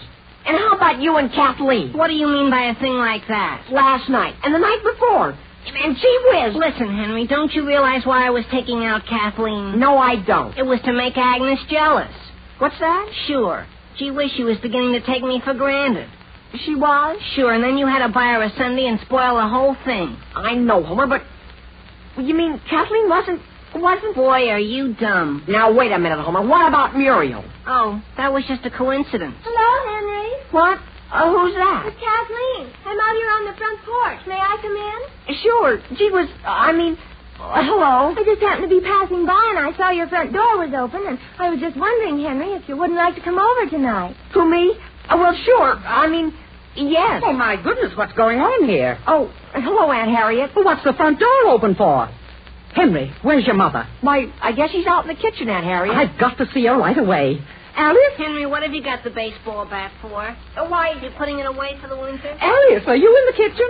Yes, Harriet, I'm out here with Sam. Oh. So that's that, Alice. And Sam got a good talk with him? Yes, Alice, I've got him all straightened out. Alice, what do you think happened? You won't believe it. What is it? I'm going to lose my Iceman. What? Yes, Alice. And I don't know whether it's a good thing or not. How do you know you're going to lose him? I just found this note in my icebox. And, Alice, I didn't dream he felt that way. May I see it? Here it is. I think it would be better if we did not go on any longer this way. Harriet, what does he mean this way? Delivering ice to me, I suppose. Go on, read the rest. Now that I have cooled off, I realize that neither one of us could have been really happy. Harriet, just how far had this gone? Well, not so very far, Alice. I'd given him a piece of pie now and then. But I never dreamed he was going to take it seriously.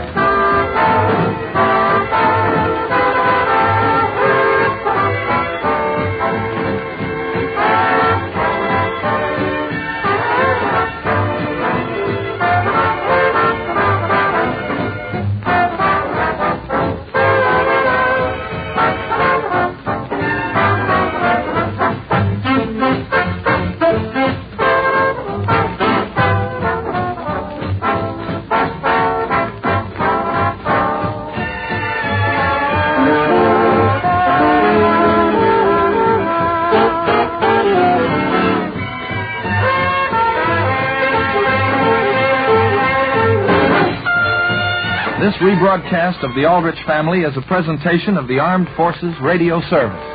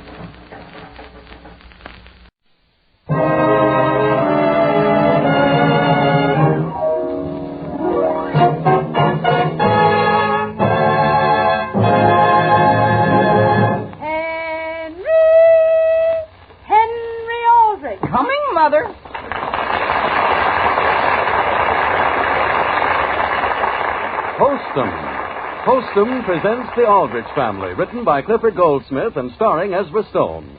Entertainment for all the family, brought to you by Postum, a tempting, wholesome drink for all the family.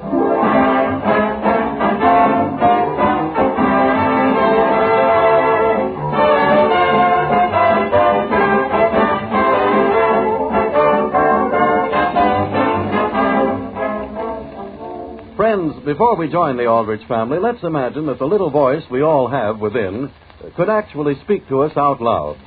Would your inner voice ever say anything like this? Why do you keep putting it off? You know you're nervous, so why don't you do something about it?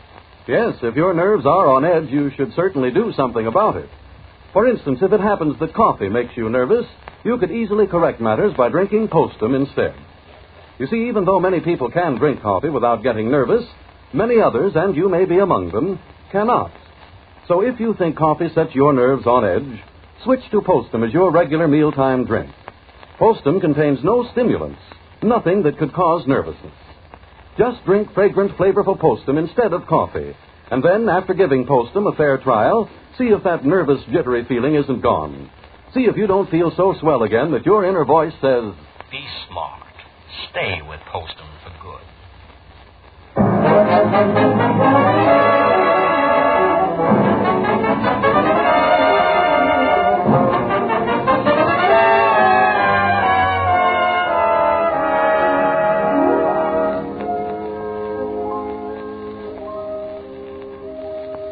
In the comfortable White House at 117 Elm Street, Centerville, USA, live friends and neighbors of yours, the Aldrich family. They live the same calm, ordered existence that any family with a high school boy leads. And if you know Henry Aldrich or any teenage boy, you know what that means. Our scene opens at the Aldrich breakfast table. Henry, if I were you, I wouldn't eat quite so fast. But, Mother, I'm late. Here, you have plenty of time. It isn't 10 minutes to 8. But, Mother, I have to attend to something on the way to school. May I have a piece of toast, please? Here, Sam. Father, would you mind if I should ask you a sort of a technical question? What about? Well, do you find in your law practice that most people get convicted? Of what? Well, of anything. Say you're arrested, see, and you're...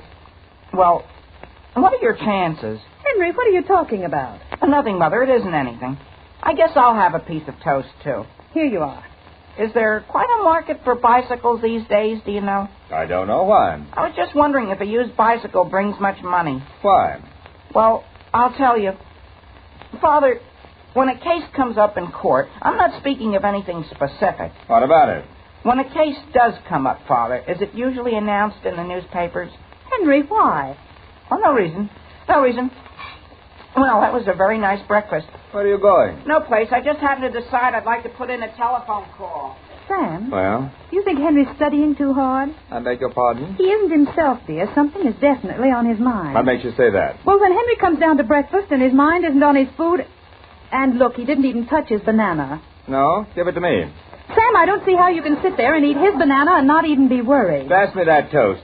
I'm going to stop worrying. It shortens your life. But why would he ask the questions he did about being tried in court or something? Alice, I get questions like that every day. Well, so long, everybody. I got to get started. Henry, you can't start for school this early. But, Mother, it's important. What's that you have in that package? Why, it's just something I have to... I'm going to... I bought it at the hardware store. Goodbye. Goodbye. Goodbye. Boy, have I got to hurry. Sam? Well? Why do you suppose he just put in that phone call? I have no idea. You have any more toast made? Who do you suppose that is? I don't know, but it certainly isn't anything to get upset about. Well, dear, I'm not upset. I'm simply wondering. Hello? Hello, is Henry there? No, he isn't. Well, Mrs. Aldrich, this is Homer. Has Henry left already? Yes. Oh. Well, that's good. Homer, did Henry just call you? This morning? Yes, dear. No. No. Did he put in a phone call? I don't know. Why did he leave so early? Why, I'd rather not say, Mrs. Aldrich. There's no sense in your worrying, too. What's that? Goodbye. Homer. Homer? Sam. What did Homer want? He says I mustn't worry.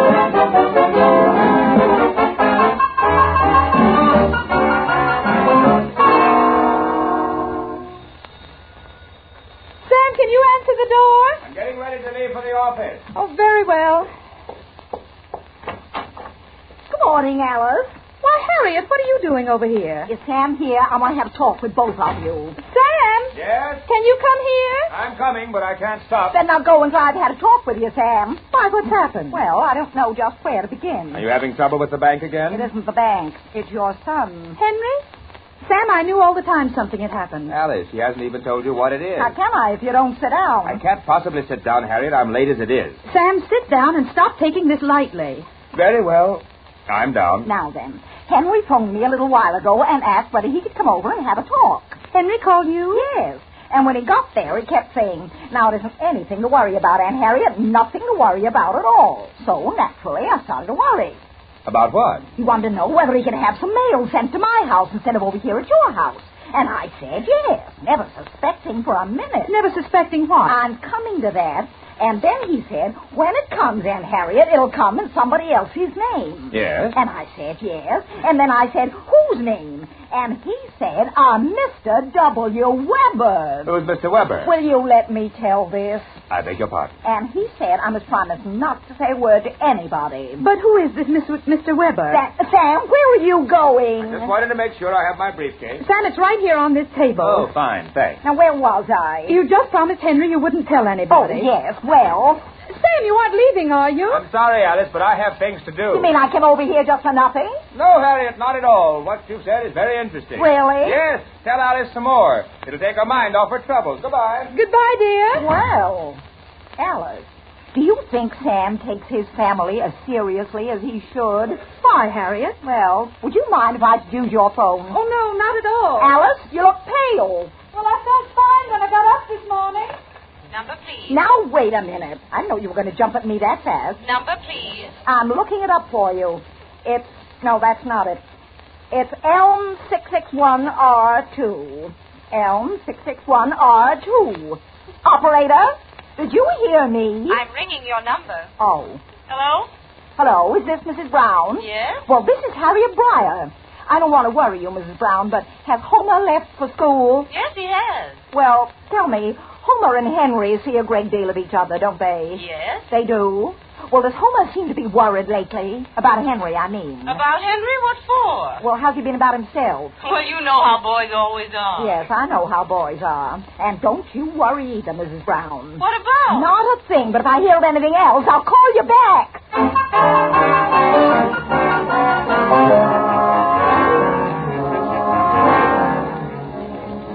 Wait, Henry, wait. Homer, do you want me to be late for school again? But, Henry, if Mr. Bull sees us, he'll grab us. Gee whiz, why does he have to live right across from the school? Well, I can't help it. All I know is we can't cross the street to go to school until after he leaves his house. About what time does he start for his office? Any minute now. We're only 10 minutes late. Boy, if there's one man in this town that can lose his temper, it's Mr. Bull. Oh, gee. Did you find out how much you can get for the bicycle? Yeah, all we can get is $8. Well, that's a nice thing, Henry. Gee whiz, are we in a fix?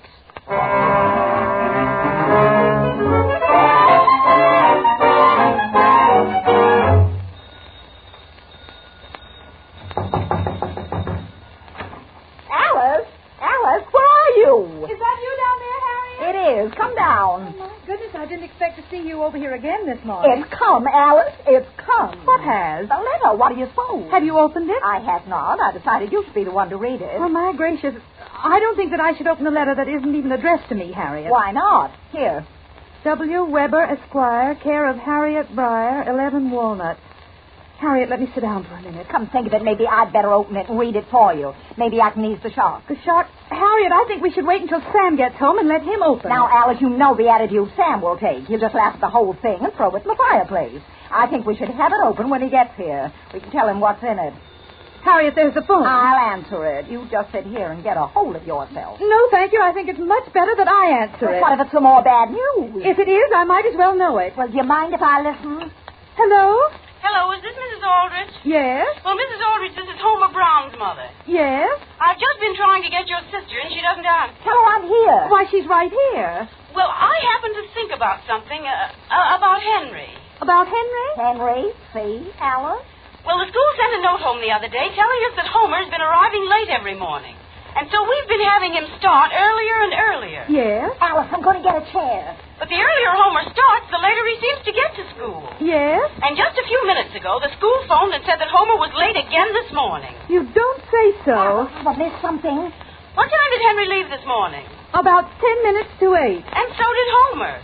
And what I want to know is where those two boys go mornings. Well, Mrs. Brown, what's your theory? Alice, give me that phone while I tell her what mine is.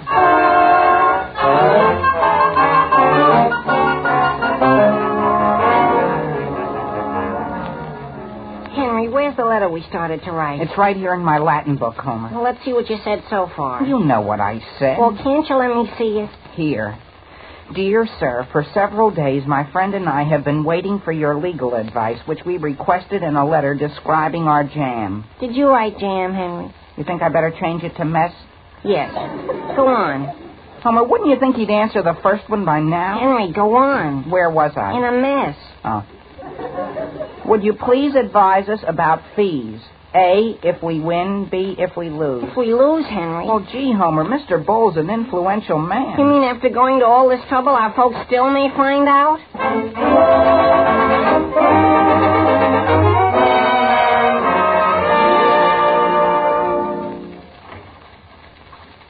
Any letters to be signed, Miss Thompson? No, Mr. Aldrich. Any phone calls while I was out for lunch? Yes, Mr. Aldrich. Mrs. Aldrich phoned once, and later her sister, Harriet Breyer, phoned. Any message? No, sir. Mrs. Aldrich said she was just leaving the house.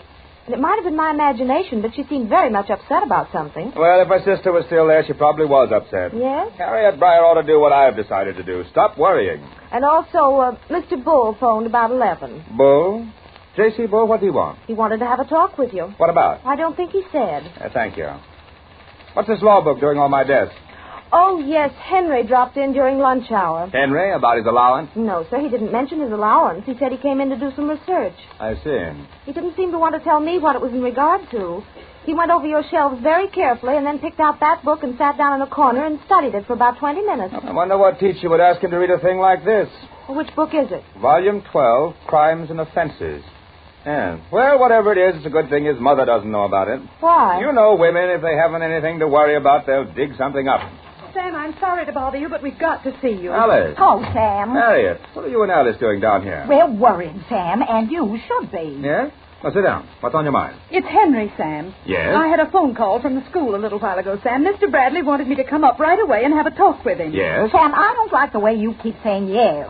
You just wait until Alice finishes. Yes, I mean fine. And, Sam, when I went up there, they told me Henry had been late to school almost every morning this week. Yes? Yes. Well, I'll have a talk with Henry and tell him he must be more prompt. Well, I like that. Sam, we're sure it's more serious than that. Now, Alice, you're worrying over something that doesn't amount to a row of pins. But, dear, I can't help it. That's the way I feel. And imagine how I feel. Why, Harriet? I started all this, and if you don't believe it, take a look at this. What? It's a letter that came in my mail this morning to my house in care of me, and I feel I had a perfect right to open it. What is it? Read it.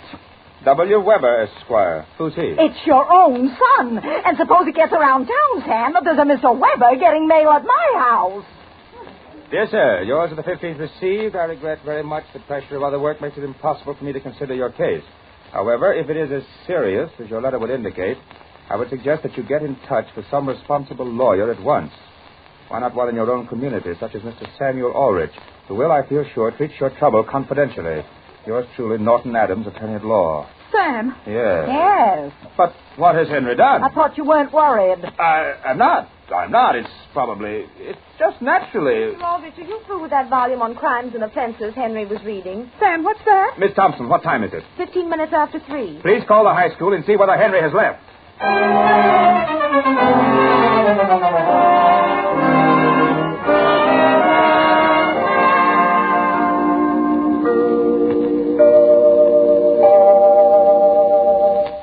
Well, things certainly don't look too good for Henry and Homer. But since there's no real proof they've done anything wrong, let's reserve judgment. And if you will, consider the proof that Postum, as a good hot mealtime drink for all the family, is just about tops. Just about the grandest treat you could hope to get. And is there any better proof than that more and more folks are enjoying Postum every day? That Postum's popularity is growing by leaps and bounds? Well, as a matter of fact, there is better proof. Your own keen pleasure when you take your first sip. When you first raise a good hot cup of Postum to your lips and discover for yourself just what the words fragrance and flavor really mean. Believe me, you'll bring in a verdict for Postum, not because it tastes like coffee, for it doesn't, any more than coffee tastes like tea, but because Postum has a goodness of its own, a distinctive flavor as roundly satisfying as anything you've tasted. Now, why not let your own taste tell you about Postum, yours and your family's, including the children? We can only tell you about the goodness of Postum, but you can enjoy it, and I'm sure you will.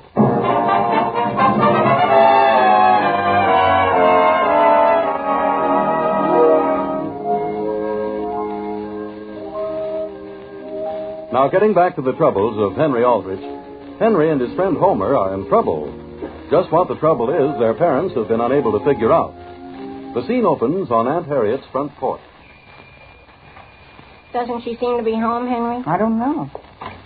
Well, hello there. Hello, Aunt Harriet. I'm sorry to bother you, but I wanted to ask you something. Henry, why aren't you in school? School's over. It's over. My goodness, what time is it? I don't know. But it's over just the same, Miss Breyer. Well, what is it you want? Well, do you remember when I dropped in for a second this morning? I do. Well, I didn't leave a package, did I? A package? What was in it? Nothing. It was just... It was just... It was just something we bought at the hardware store. Oh. Yes, ma'am. And when I left the house this morning, I had it with me. Now I can't find it. I see. But you can't tell me what was in the package. Oh, it wasn't anything. It was just a can of paint. Paint? Black paint. Black? Well, you didn't leave it here, and if you'll excuse me, I'll go in the house. Are you sure I didn't? I've got to telephone somebody about something right this minute.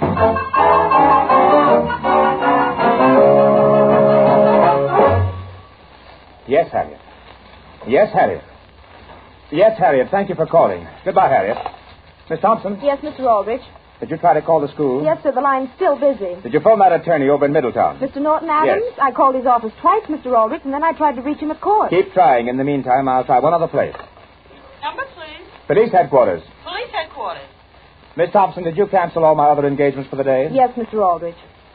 Police headquarters, Sergeant Kelly speaking. Sergeant, this is Sam Aldrich. Oh, how are you, Mr. Aldrich? Sergeant, my boy hasn't gotten into any trouble down there, has he? No, not that I know of. I see. You looking for anyone by the name of Weber? Weber? W. Weber. Any complaints filed against anyone by that name? No, nothing against any Weber that I know of. I see. Say, about how old is this Weber? Why, he's about Henry's age. Well, the only charges we have here are against two unidentified boys. They are wanted for petty larceny. Yes? Yes, for stealing bicycles. I see. Yeah, did you say bicycles? Yeah. And you don't know who they are? Not yet, but we're working on it. You know, it's always a hard thing to follow up. Them kids get some paint and do the job over, and then you can't identify them. I see. Well, if you find out who the boys are, let me know. Of course. Goodbye. Goodbye. Miss Thompson. Yes, Mr. Aldrich. See whether you can get Norton Adams at once. Regardless of whether he's tied up in court, I want to talk to him.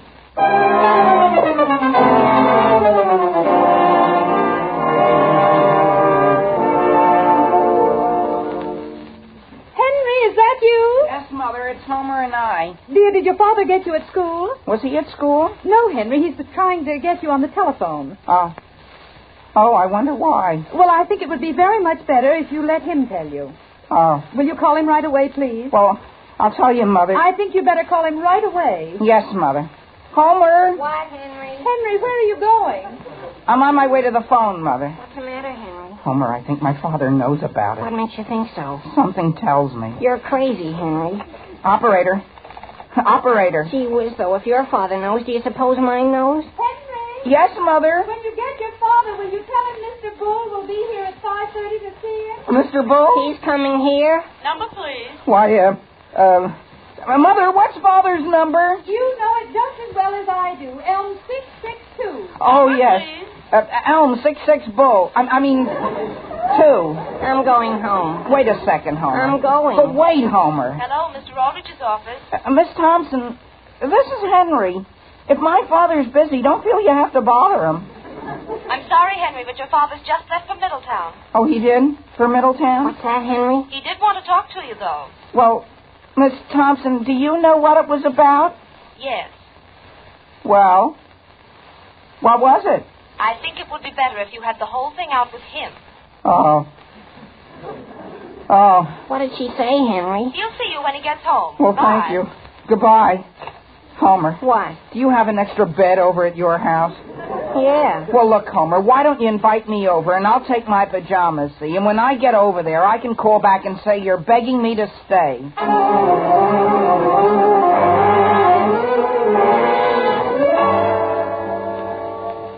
Mr. Aldrich, is that you? Yes.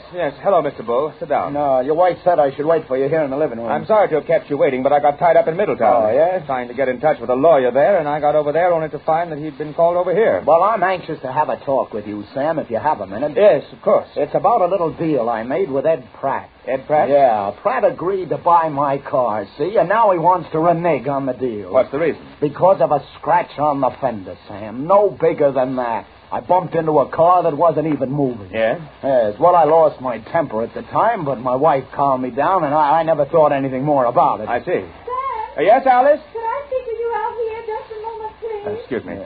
I'm sorry to interrupt you, but it's quite important. What's gone wrong? I don't know, dear, but Harriet just phoned, and she said she saw Henry going by her house with Homer a little while ago, and Henry was carrying a suitcase. Mr. Bull? Yes? Could that matter of yours wait until tomorrow? I've got to get busy on something right away.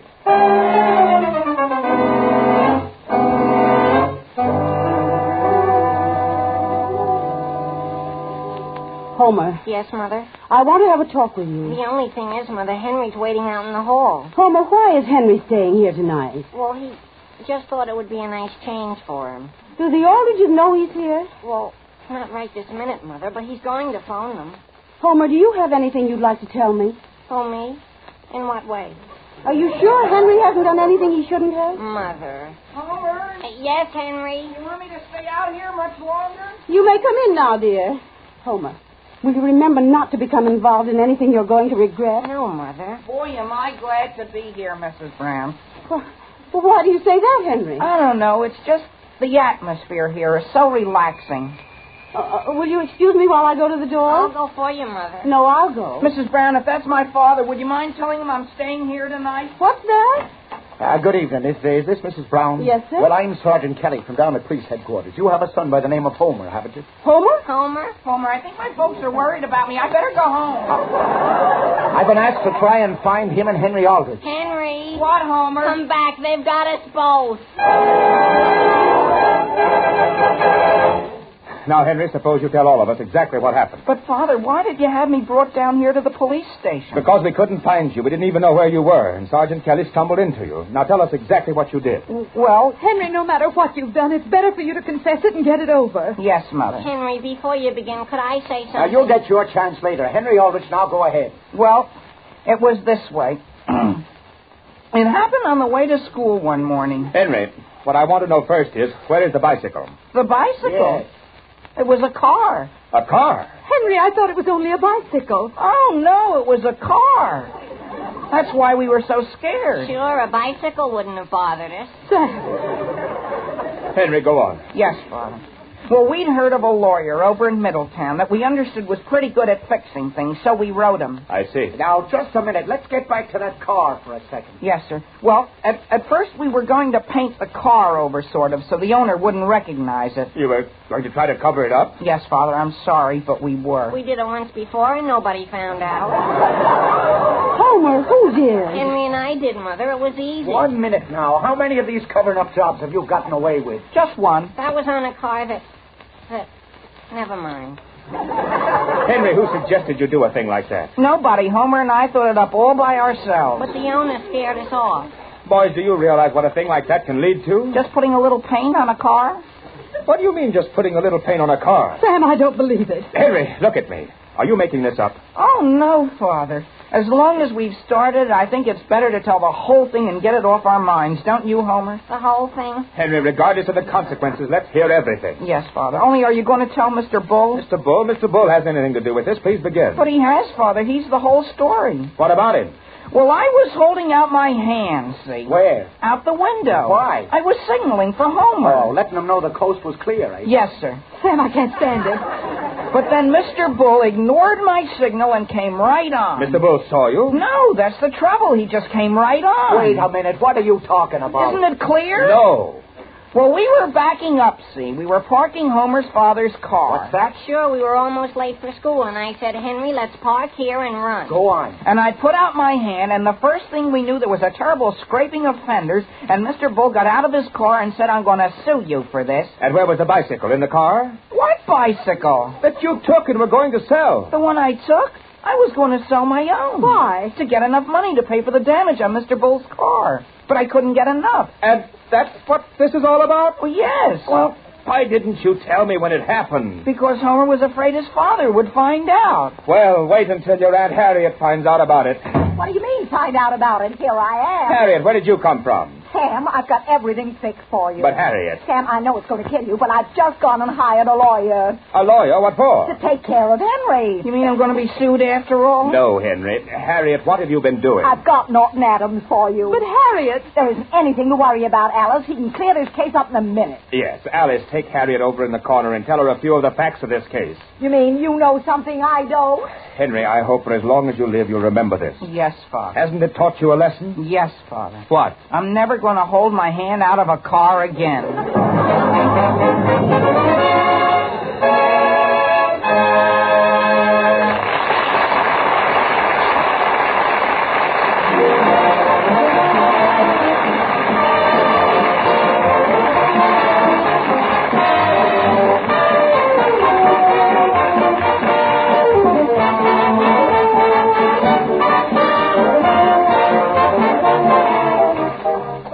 Henry Aldrich will be back in just a moment.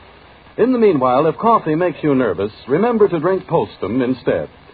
Remember, too, that Postum is a swell drink for all the family, tempting in flavor and most economical. You can still enjoy Postum at its old-time low cost of less than 1/2 cent a cup. So for tip-top good taste and rock-bottom economy, get Postum from your grocer tomorrow.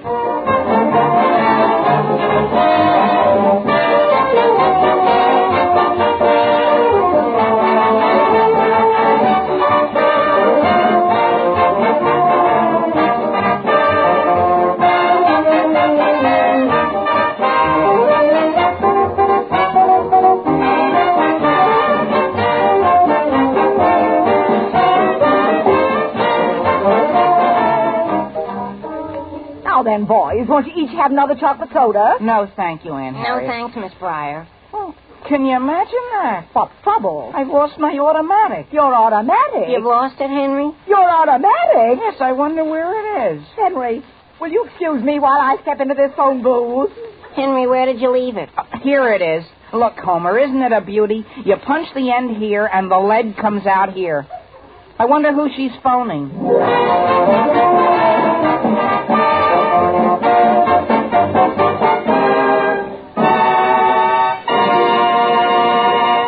Listen again next week to the Aldrich Family, same time, same station, for another sparkling half hour with your favorite youngster, his family, and his pals. The Aldrich Family, starring Ezra Stone, is written by Clifford Goldsmith. Original music is composed and conducted by Jack Miller. This is Harry Von Zell saying, you will enjoy fragrant, flavorful Postum. And remember, Postum contains no stimulants. It cannot make you nervous. Good night.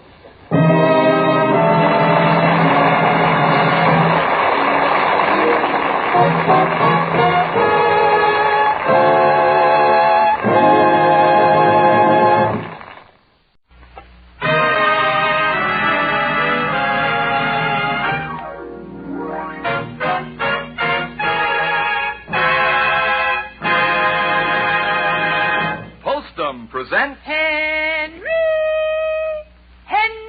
Aldrich. Coming, Mother.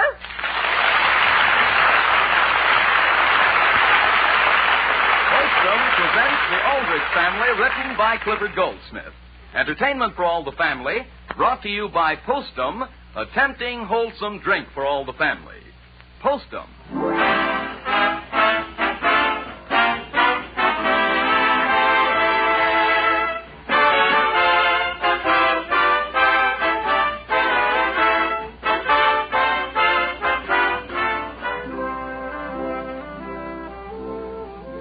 Have you noticed, friends, how a mother can sing as simple a melody as that to a baby? And very often, even before she's finished the song, that baby is sunk in sweet, sound slumber. But as we grow older, many of us lose the ability to slip off to sleep quickly. And isn't that particularly true about some of you who drink coffee?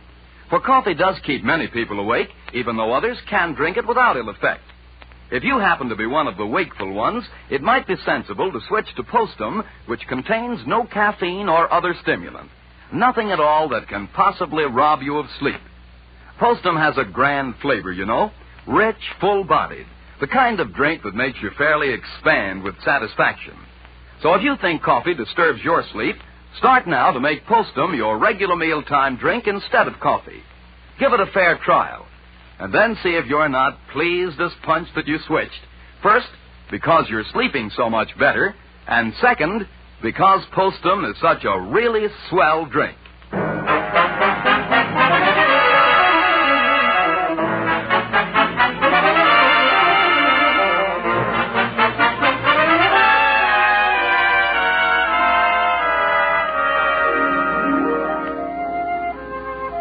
A boy is a boy, and that's all there is to it. He gets into difficulties somehow, and he gets out of them somehow, like Henry Aldrich. But what happens in between is usually unforgettable. The scene opens at the Aldrich dinner table.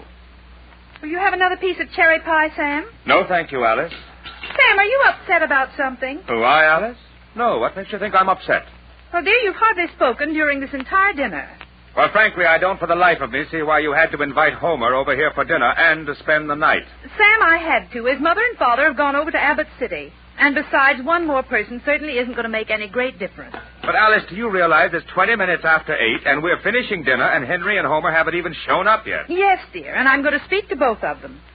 Although the only thing I feel bad about is these potato pancakes. And that's another thing, Alice. How did we happen to have potato pancakes? Well, I was going to have creamed cauliflower, but Homer says he doesn't eat it. That's still no excuse for potato pancakes. Sam, they're one of Homer's favorite dishes. That's also why I went to the trouble of making a cherry pie. Homer loves cherries. Then I say the least he could have done was to have been here in time to eat them. Just where are the boys? Can't we phone them someplace? Well, I don't know where they are. They left here right after school and went out to sell war bonds. They're selling war bonds? Yes, dear. They've both been made Minutemen. Minutemen? Well, they're an hour and a quarter late. Alice, how do you know something hasn't happened to them? Now, Sam, just be sensible. They certainly aren't very far away. Oh, that may be Henry right now. He wants you to come and get him someplace. You tell Henry that wherever he is, he's to start for home at once. Yes, dear. Hello?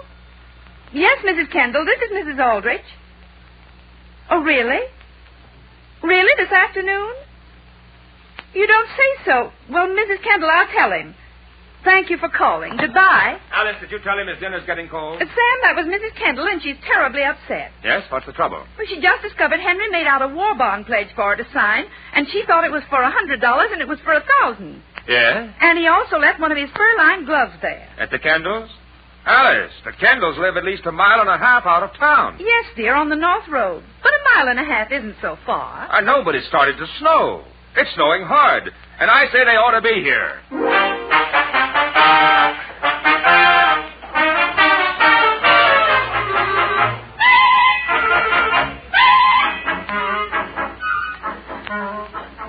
Did you get your folks, Henry? No, Homer. Gee whiz, the line's still busy. Boy. Every time I call them, it seems to be busy. Boys, we just had a phone call for you. You did, Mrs. Cooper, from my father? From your father? No, from Mrs. Snyder. She lives about 1 mile on up the road. Mrs. Snyder? Yes, she called to ask whether you know you left one of your overshoes at her house. We did. Oh, boy, look, it's mine. Now, listen, Homer, you're getting more darn careless. Well, I can't remember everything, Henry. I have to carry all our pencils and all our bond information, don't I? Say, aren't you boys sort of hungry? Hungry? I've got some nice corned beef and cabbage out in the kitchen. I could warm up for you. Oh, no, Henry's mother has a swell dinner waiting for us. She fixed some potato pancakes and a cherry pie, just because I like them. Potato pancakes and cherry pie? Sure. As a matter of fact, I like any kind of cherries. Just so long as they're canned. Well, you're easy to please, aren't you? Jane. Yes, Will, I'll be right there. Henry, don't you think you ought to try phoning your folks again? Well, I'll try, Homer. But my folks know we're out selling bonds, and if they aren't worried, why should we get upset?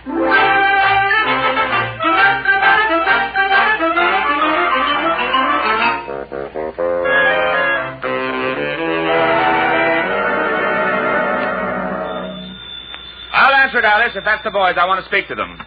Hello? Yes, this is Samuel Aldrich. Who is it, Sam? It's long distance. Oh, my goodness. Hello? Sam, who is it? Hello? Alice, it's Homer's mother. Oh, my goodness, from way over in Abbott City? Yes, Elizabeth, Homer's fine. No, he's no trouble at all. Mrs. Aldrich made some potato pancakes for him tonight, and... You want to speak to him? Well, Elizabeth, right this minute, he and Henry stepped out for a few minutes, but there's nothing to worry about, I don't think. Yes, Elizabeth, we'll see that he wears his overshoes. Yes, goodbye. Sam, Sam, do you realize it's going on 9 o'clock? Well, what if it is? But don't you realize it's snowing out and Henry has only one glove? I know it, Alice, but you told me not to worry. Dear, if Elizabeth Brown was worried enough to call all the way from Abbott City, it seems to me the least you can do is worry a little. Sam, let me answer it. I'll see who it is. Hello? Yes, this is Mrs. Aldrich. Yes, Mr. Edmonds. My goodness, 2 hours ago? His earmuffs? Well, thank you so much. Goodbye. Where is he? Henry left his earmuffs at the Edmonds out on the North Road nearly 2 hours ago. At the Edmonds? That means they're getting farther and farther away from home. And Sam, just listen to that wind howl out there. Well, I know what I'm going to do. Sam, where are you going? To get my hat and coat. You mean you're going to look for them? But, Sam, do you think you can drive the car through this snowstorm? Now, don't worry about me, Alice. It's the boys you've got to think about.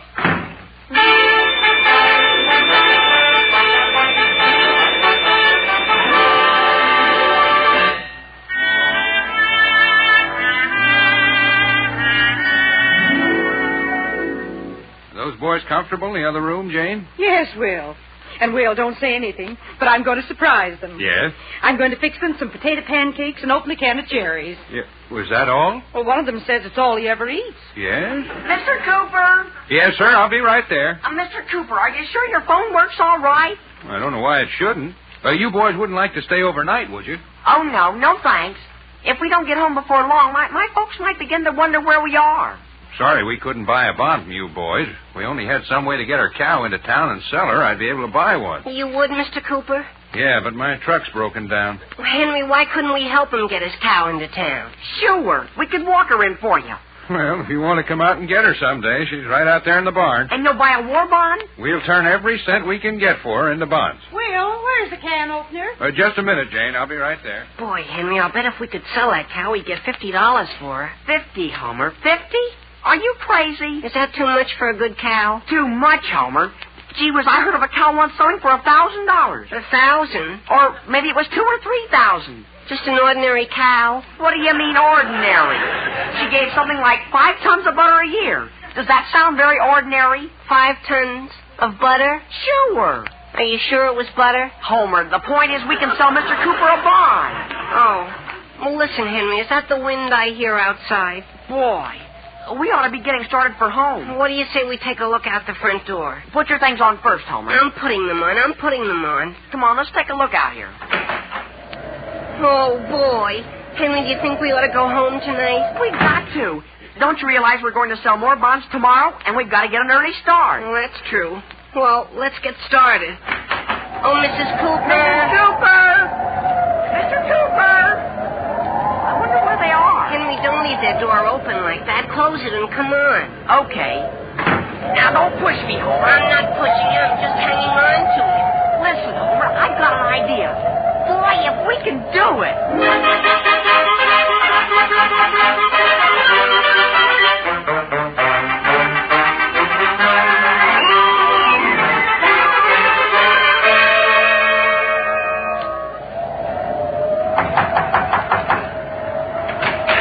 Good evening, Mrs. Edmonds. Good evening, Mr. Aldrich. What are you doing way out here? Come on in out of the snow. Thank you. I understand Henry and a friend of his were out here, and I thought you might give me some information as to which way they went. Well, as I recall it, they were here about 6 o'clock. Mr. Edmonds bought a bond from them. Oh, and incidentally, here are Henry's earmuffs. Oh, thank you. But I have no idea as to which direction they went from here, Mr. Aldrich. No? Would you mind if I use your phone, Mrs. Edmonds? No, help yourself. It's right here. Hello? Number, please. Elm 303. Elm 303. Please. You mean your boy's lost? Oh, no, Henry isn't lost, but it's getting on toward 10 o'clock, and actually we'll feel more comfortable. Hello, is this you, Alice? Yes, dear, where are you? I'm out at the Edmonds. Well, my goodness, Sam, they announced on the radio that the storm was getting worse and the cars were getting stuck. And I phoned for a tow truck to go out and find you. Alice, why did you do that? Because I hadn't heard from you, Sam. Did you find the boy? No, Alice, I thought that maybe by this time you'd have some word from them. Well, I've had one phone call, Sam, from the Joneses. The Joneses? They live out on the North Road. And Mr. Jones says Henry and Homer had been there, and that after they left, he found an automatic pencil with your name on it. My pencil? Yes, dear. Well, that's a fine thing. Now, listen, I'm going to have a talk with Henry. Now, dear, let's not worry about a pencil at a time like this. Let's find the boys. All right. Goodbye, dear. Goodbye. Mrs. Edmonds. Yes, Mr. Aldrich. Which direction do the Joneses live from here? Well, you want to go on out this road about 2 more miles. 2 miles? Yes. Are the boys out there? No, but they've been out that way. Mr. Aldrich, I've just been talking with Mr. Edmonds, and he's going to take his car and work in the other direction. You sure it won't be too much trouble? No, not at all. He went to bed a little early tonight, but just as soon as he gets his clothes on, he'll be starting. Oh, thanks. Some night out. Mr. Aldrich, don't you want me to get you a paper bag to put those earmuffs in?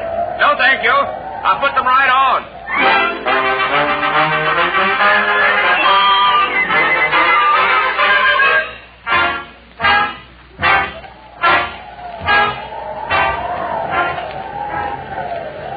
Boy, is this some night, Homer? Keep your head down, Henry, and sort of walk backwards. What do you think I'm doing? Boy. Henry, look ahead. There's a truck or something. Where? Right down the road. It's just standing there. Oh, boy. Come on. I'm coming. There's only so fast I can go, though, Henry. Gee whiz, I'm not Hercules. Look, Homer, it's a tow truck. Hey, mister! Mister! Who's that? It's us! Can you give us a lift, please? Okay, if I can get out of this drift here. Well, gee whiz, are you going all the way into Centerville? Yep. Just as soon as I find a car I'm out looking for. Hop on the back. Well, look, do you have room for a cow on your truck? What's that? We've got this cow, see? We're taking her into town for a guy, and we're going to surprise him. You're what? Sure. He wants to buy a bond. Say, ain't she cold? Oh, gee, no. We got 2 blankets tied around her.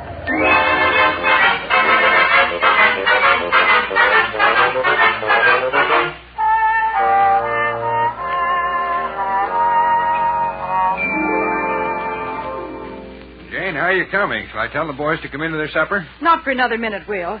I want to get these potato pancakes a little bit browner. I knew all the time we'd find a can of cherries down the cellar. Just a case of our keeping on, we located them. Mm-hmm.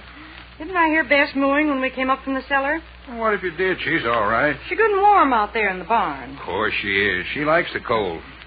All right, Will. You better call them. Boys, Mrs. Cooper has a little surprise for you. Boys. Tell them to hurry right up, Will. Boys. Oh, boys!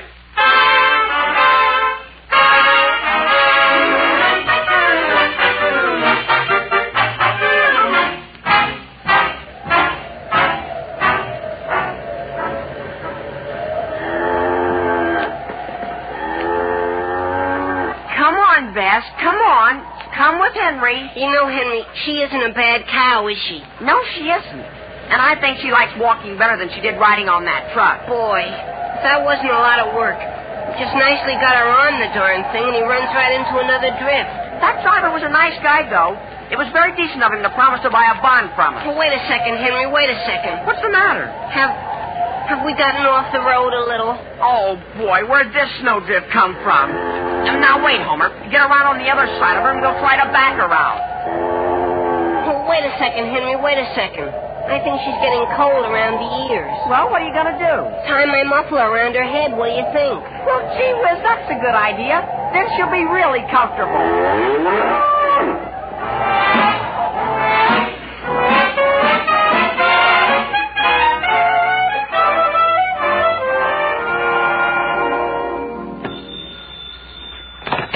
Hello?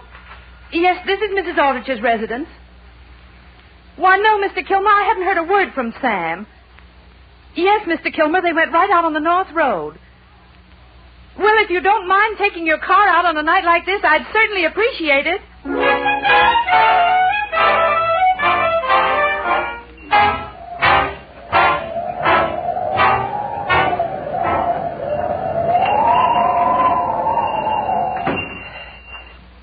Gee, Homer, it's nice and warm in here. Yeah, boy.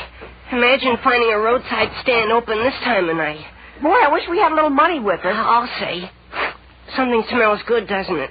Homer, are you sure you tied Bess real tight? Sure, I tied her with a special slip knot I learned from a guy. She ought to be very comfortable where we left her. There isn't any wind there or anything. Something I can do for you, boys? Oh, why, no, ma'am.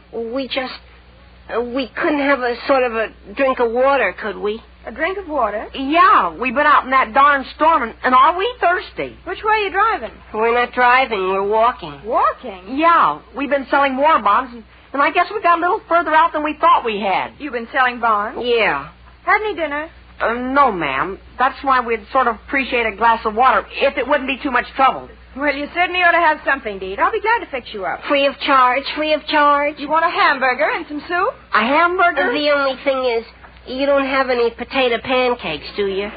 Potato pancakes? And canned cherries? I sort of had my mind made up for those all day. Potato pancakes? And do you have any hay? Any hay?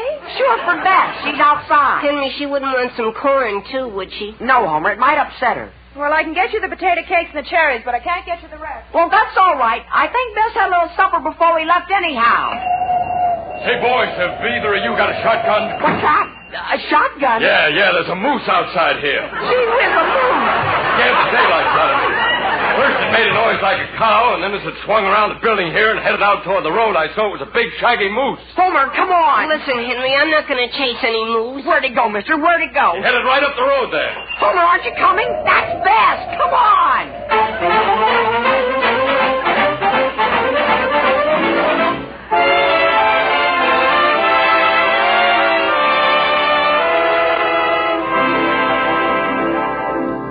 I don't know. It begins to look as if Homer Brown would never get those potato pancakes, doesn't it?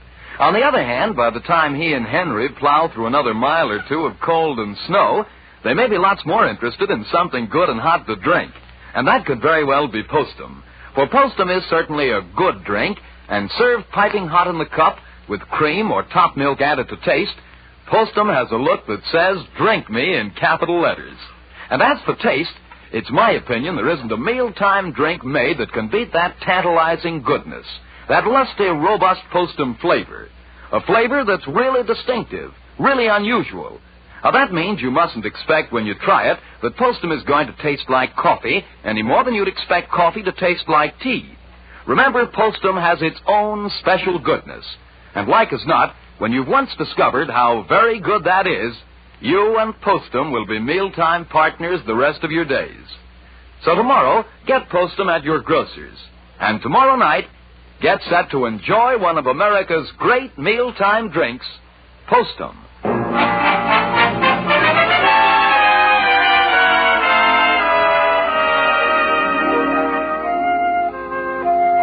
Now getting back to the troubles of Henry Aldrich. Henry and his friend Homer, out selling war bonds, have been unable to get back home in time for dinner because of a heavy blizzard. The scene opens on a road some distance outside Centerville. The time is very late at night. Aren't you Mr. Aldrich from Centerville? I am. Well, guess you're the fellow I was sent out to tow in. Oh, yeah? How'd you get your car sideways across the road like this? Well, I've been out looking for my son and a friend of his, and I was driving along, and I know you won't believe me, but coming right up the road toward me, I saw a bear. What's that? A big black bear. He was walking on all fours, and I jammed on the brakes and swerved around like this. Well, Mr. Aldrich, there aren't any bears in this part of the country. That's what I thought, but I saw it with my own eyes. What's that, another car trying to get by? Hey, what's the trouble there? There's a fella here says he was just attacked by a bear. What's that? Look, while you're hooking on, I'll go into this roadside stand here and phone my wife. Something I can do for you? Good evening. You have a telephone here? Sure, right over there by that jukebox. By the way, you couldn't be fixing something up for me that's hot, could you? Well, I've got a special on tonight. Potato pancakes. Potato pancake? No, thanks. I'll just telephone.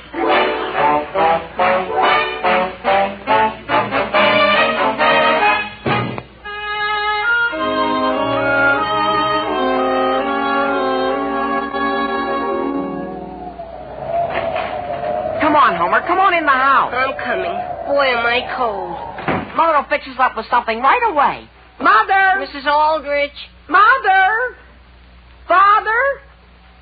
Gee whiz, do you suppose they've gone out? Come on, Henry. Let's see what's out in the kitchen. You know, I think Bess is going to be very comfortable where we left her. I don't know why she shouldn't be. Look, Homer, look in the icebox. Your favorite food. What is it, Henry? What is it? Potato pancakes. And boy, do I like 'em cold. And look, Homer, there's half a cherry pie there. Oh, boy, we'll split it, Henry. Here, put it on here over on the kitchen table. Okay. Oh, boy, what a dinner. Oh, boy. Now, listen, Homer, when you cut that pie, at least use a knife. It breaks all right, Henry. It breaks very nicely. Hand me a potato pancake. Don't bother me, Homer. I just found something. What? A note here. It's for my father. It says, Sam. Harriet called and thinks they might have gone to the movies. Have gone down to the movies to look. Who wrote it? My mother. Who do you think? Well, I wonder if it's a good picture she's seen. Aren't you going to eat anything, Henry? Here, Homer, use a fork. Remember, you're a guest. I don't need a fork. I'll just roll them up and slip them in. Answer the phone, will you, while I catch up with you? Okay. Homer, won't you please hurry? I'm going to answer it, Henry. I've got to get my mouth emptied first, though. Hello? Who? Well, this is Homer Brown. Oh, gee whiz, is that you, Mother? Sure, this is Homer. Well, I haven't been any place. Oh, we got a cow, see? A cow! We're going to turn it into war bonds. No, Mr. and Mrs. Aldrich aren't here. They've gone to the movies. Sure. And in a few minutes, I'm going to bed.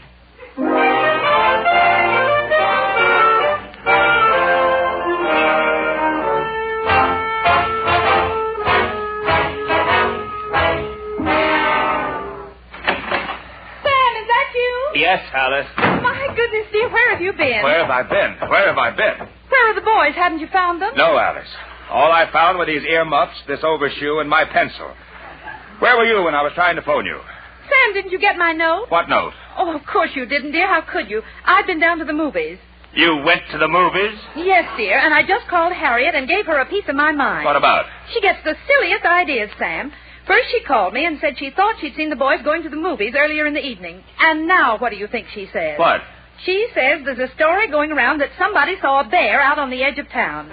What's wrong with that? What?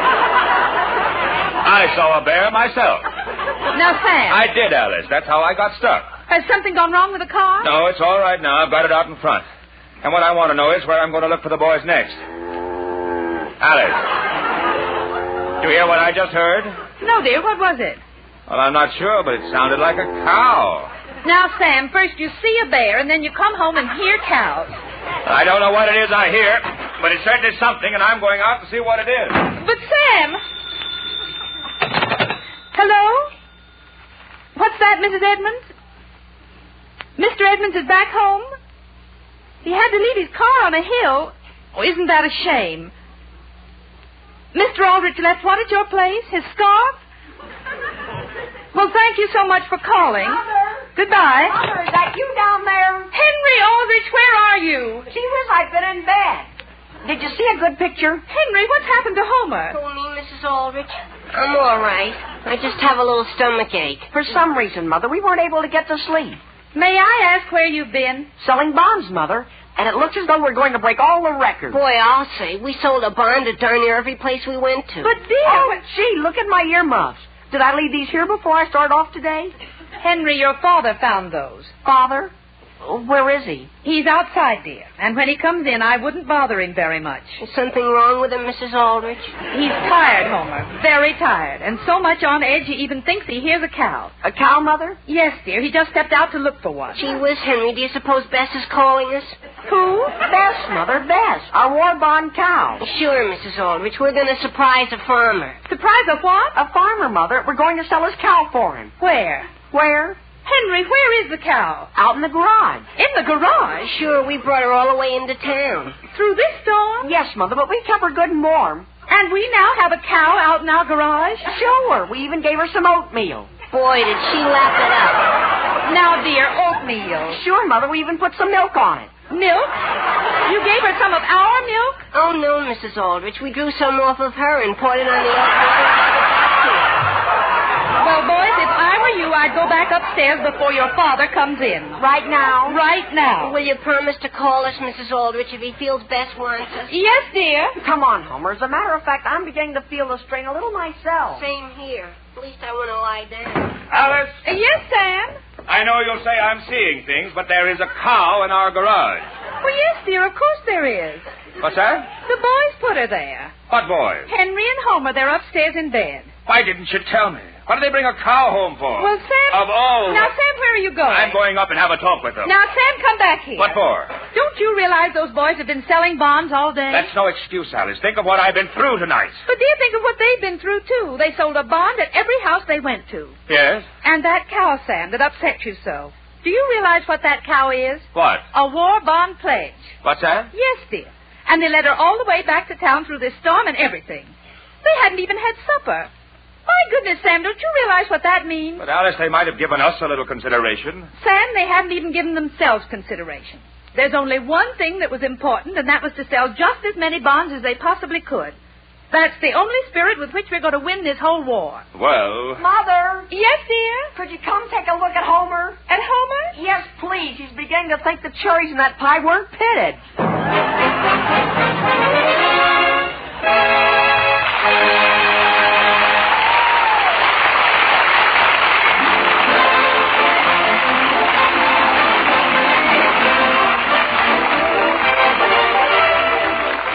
Friends, you can get Postum in two forms, Postum and Instant Postum. Instant Postum is the quick and easy way to make 1 cup or 6, because Instant Postum dissolves instantly in your cup by just adding boiling water. No matter which form of Postum you choose, however, you can count on enjoying a delightful and distinctive treat. For Postum is one of America's great mealtime drinks.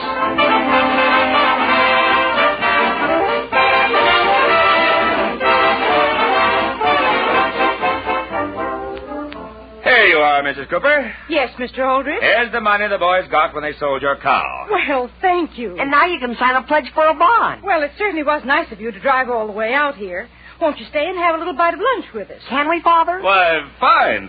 All right, I'll go out to the kitchen and put the potato pancakes on. Potato pancake? Now, wait.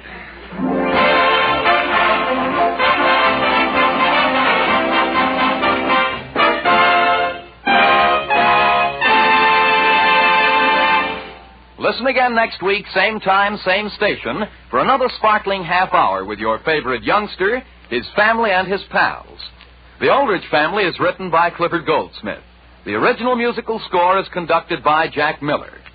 And this is Dan Seymour saying, your host tonight is Postum, and Postum is one of America's great mealtime drinks. It's good drinking. Good night.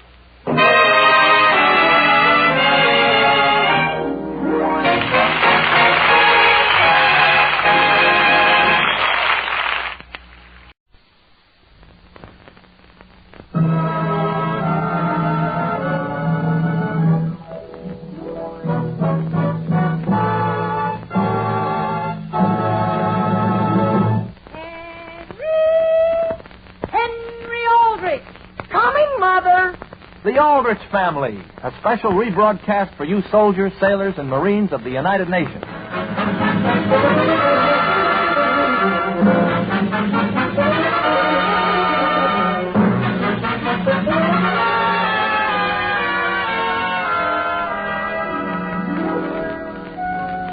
Give a teenage boy a problem to solve, and you start what always turns out to be a wrestling match, with the boy and the problem alternately throwing each other. Henry Aldrich, however, usually ends up victorious, but gasping. The scene opens at the Aldrich breakfast table. Could I have the cream, please, Father? Here you are, Henry. Thank you. Boy. Dear, it isn't necessary to eat your breakfast as though you were going to some kind of a race. But, Mother, I'm in a hurry. I've got a very full day. Boy. Henry, can't you slow down just a little? Alice, I don't like to undermine your discipline, but I happen to know Henry does have a very full day. Boy, I'll say. He's got to empty the ashes in the cellar. He's got to pick up the backyard. Father, that isn't the kind of full day I was thinking of. I've got this list, see? What list, Henry? Gee whiz, look at it. Just look at it. 1 grandfather's clock, 1 fur coat, man's, 1 dining room table with chairs, 1 rose bush. Now, wait a minute. What is that you're reading? My list. 1 pound of butter with muffins, 1 fireplace, an egg beater, and a cigar. What's that, Henry? A cigar, Mother, for Homer. What's that? Homer smoking cigars? No, Father, he doesn't smoke it. He just carries it around in his pocket because he's got a lot of money. Henry, may I ask what this is all about? Didn't I tell you, Mother? It's for the school play. And I've got to get all that list by tomorrow night. How about the ashes? The ashes, Father? We don't need any ashes. Henry, do you mind my asking why, if the play is going to be put on tomorrow night, you haven't started to get any of these things before now? Because they didn't tell me until yesterday that I was to be prop man. Jimmy Bartlett was before that, and they fired him. They fired him? Sure. He wasn't good at getting anything at all, so they gave him the lead. Henry! What, Mary? May I ask what Mother's egg beater is doing in your lunchbox? What's that, Mary? Oh, now, wait a minute, Mother. I was going to tell you about that egg beater, only Mary brought it up too soon. I did? Henry, why are you taking my egg beater? It's for Kathleen. She makes an entrance, see, from the kitchen, and it shows that's where she came from. What's that? Kathleen, Father. Her mother's dad. Kathleen's mother? Sure, in the play. And she's keeping house for her father, Homer. For whom? For Homer. She's Homer's unspoiled daughter.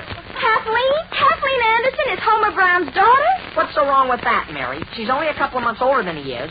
And as a matter of fact, the dramatic coach says Homer looks more like an old man than anyone in the school. Henry, if I let you take our egg beater, will you see that it gets back to me? Oh, sure, Mother. Gee, I hope you don't think I'd go and leave a perfectly good thing like an egg beater over at the school, do you? Well, then I'll put it back in your lunchbox. Thank you. And, Mary, the next time you go searching through my lunchbox, please ask for permission. Henry, what are you doing under the table? I'm just looking at the legs, Father. I'm just seeing if they'll come off when I take it over. When you take it over? When you take what over where? The dining room table for the play. Henry, you are not under any circumstances going to take this table. I can't have it? But, gee whiz, what's Homer going to eat off of? May I ask what we're going to eat off of? Couldn't we eat in the kitchen, Father? It's only for 3 days. Henry, do you remember last year when we loaned our sofa for the school play? Yes, Father. But that wasn't my fault it fell off the back of the car. That isn't the point. This dining room table has been in this house for 20 years. If there are those in your school who have never seen a dining room table before, you may bring them over one at a time and let them take a look at it. But that's as far as I'm willing to go. Okay, then. How about a fur coat? Could I borrow one of those? A fur coat? It has to be a man's fur coat. It's for Homer. He's very wealthy, see, and the fur has to be on the inside. Yes? Well, you've come to the wrong man for a thing like that. And as a matter of fact, I'd like to get a pair of fur gloves for him, too. And maybe a fur hat.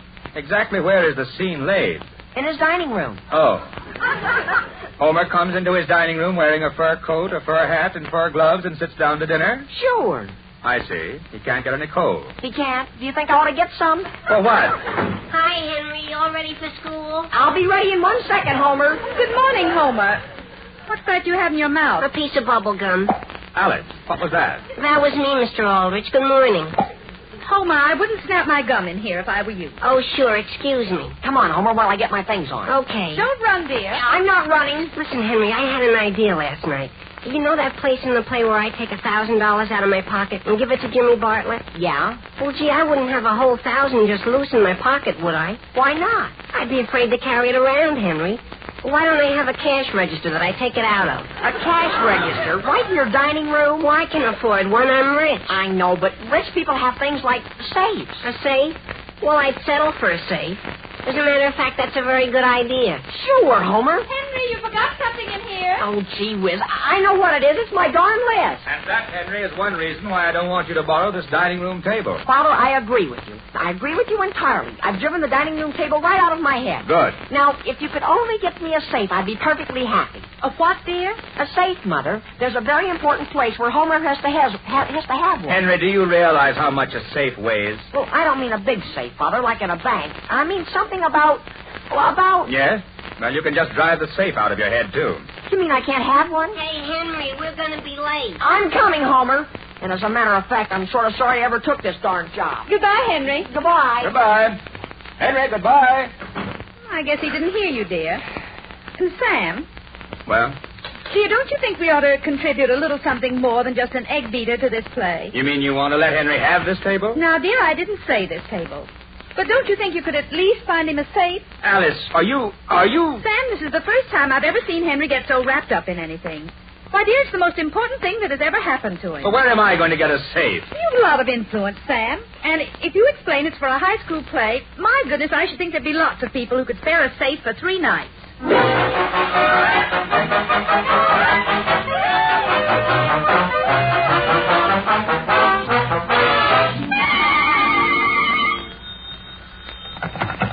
Hello, Centerville Express office. Yes? Have we got a what? Sure, we got a safe. Who's this speaking? Oh, yes, Mr. Aldrich. Now, could you tell me again what it is you want? A safe to play with? Oh, you're in a play. Oh, I got you. Well, we got one here, yes. Weighs 3.5 tons. What's that?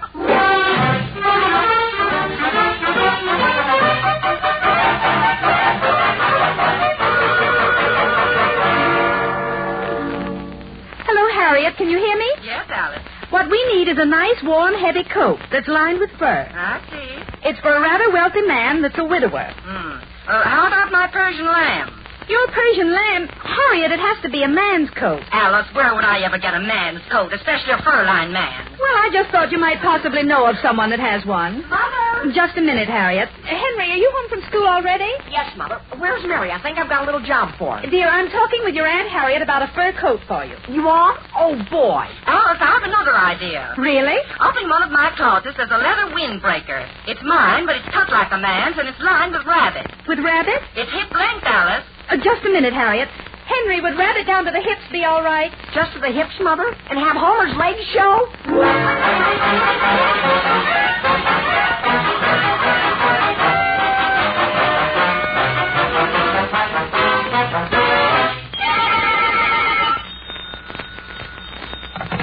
Hello, Centerville Coal and Feed.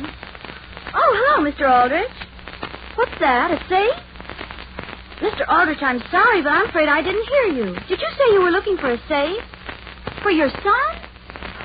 Oh, now I understand you. Oh, yes, indeed, we have a very small safe. It's only about 18 inches high. Borrow it? You mean take it away? But Mr. Aldrich, it's cemented right into the wall.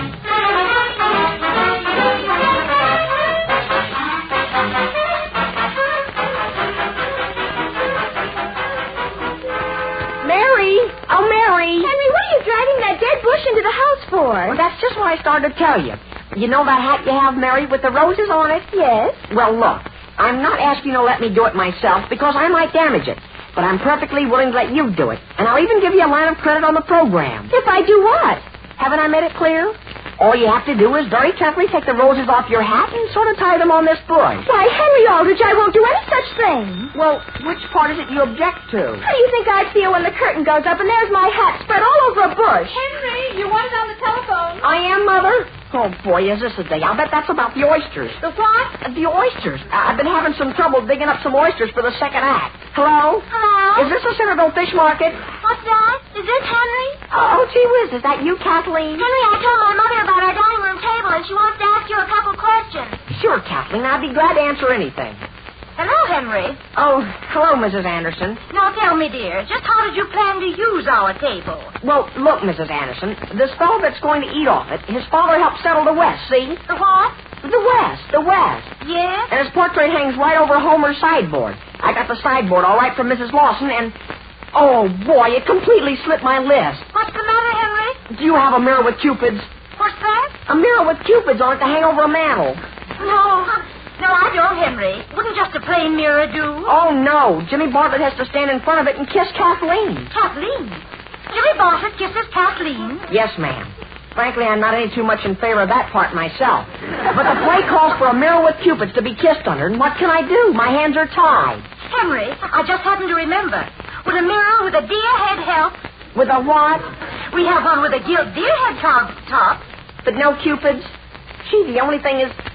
Tell me frankly, Mrs. Anderson, when you stand off at a distance, could you mistake the deer for a cupid? What's that? It has horns, hasn't it? Yes. Well, don't the horns spread out a little like wings?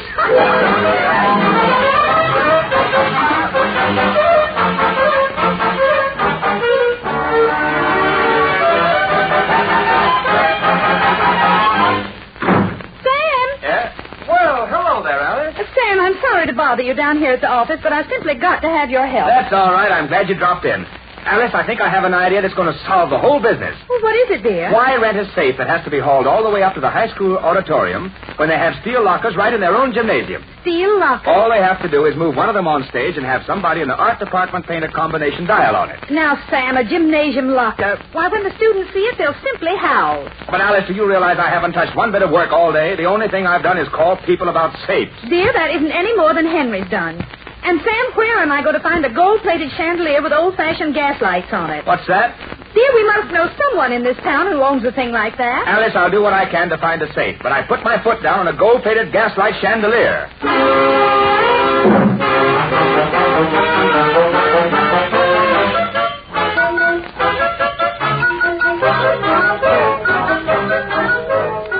Now listen, Henry, for the last time, I'm not going to eat them. Homer, don't you realize that this is for the junior class play? What if it is? I'm not asking to eat the oysters for me. I'm asking to eat them for the junior class. And I'm still not going to eat them.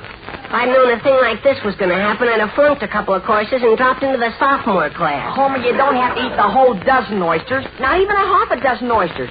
You just nibble at 2 or 3. You're rich. You can afford to throw some away. Well, nobody will ever know I'm rich. Not if they see the dining room table you got me. Homer, nobody's going to see it's made of sawhorses.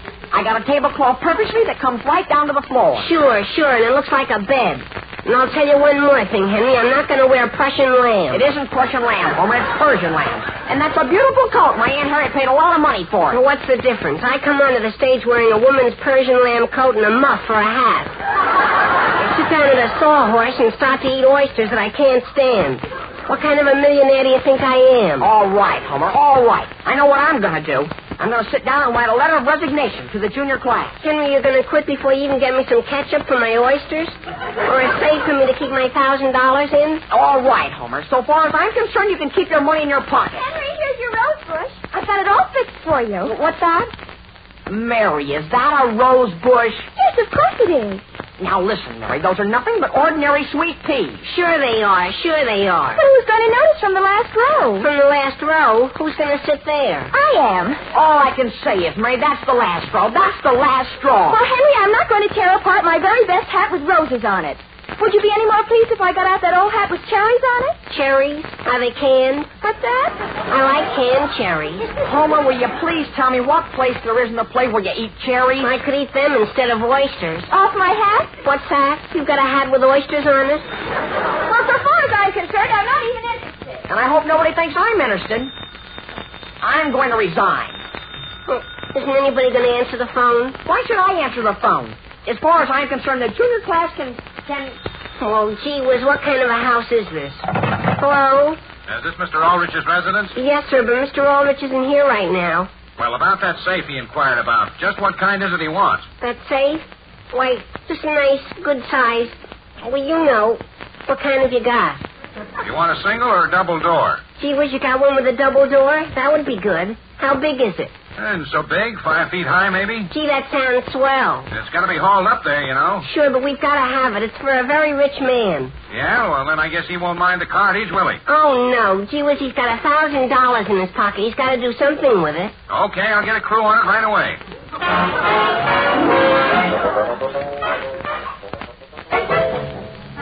Sam, I think the least you can do is go up to the high school and see that play tonight. Alice, do you realize in 6 weeks my income tax will be due, and this is one of the few evenings I'm going to have free to get it straightened out? Just the same, dear. It seems to me that when your own son is practically putting on a play single-handed... Alice, where's the inkwell that's supposed to be on this desk? The inkwell? Henry took it over to the auditorium. Homer has to sign a check. Well, that's a fine thing. Just when I... Mother? Oh, Mary, did you get the rose bush finished before Henry left? Yes, Mother. I made a lot of little rosebuds and tied them on with picture wire. Really? You took them off your hat? Oh, no, Mother. I just wired on radishes. They look beautiful. Alice, did you notice what I did with my income tax papers? Your tax papers? Where'd you put them? I thought I put them right here on this desk. At least I started to. Did you take them out of your briefcase, Father? No, as a matter of fact, I didn't. Well, my goodness, Sam, Henry took your briefcase. He took it? My briefcase? Dear, you told him the other day he could borrow it. Don't you remember? There's a place in the play where Homer has to take a will out and read it. And he's going to read my income tax right out to the audience? Well, Sam, if you hurry, you may be able to catch him over to Anderson's. He's going to stop there and pick up a mirror with a deer. What went up? Alice, you phone the Andersons, and if Henry's there, tell them to hold him. I'll be right over.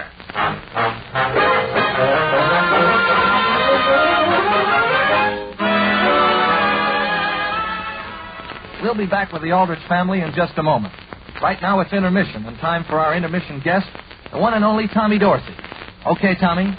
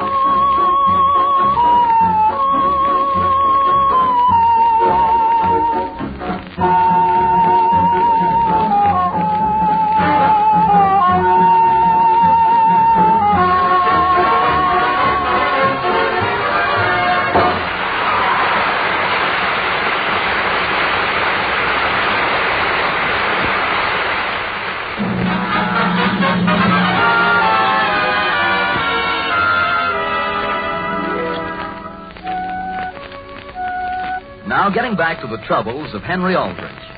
Mr. Aldrich has just discovered that Henry, without realizing it, has taken his briefcase containing income tax papers for Homer to use in the school play. As the scene opens, Mr. Aldrich is ringing the Anderson front doorbell.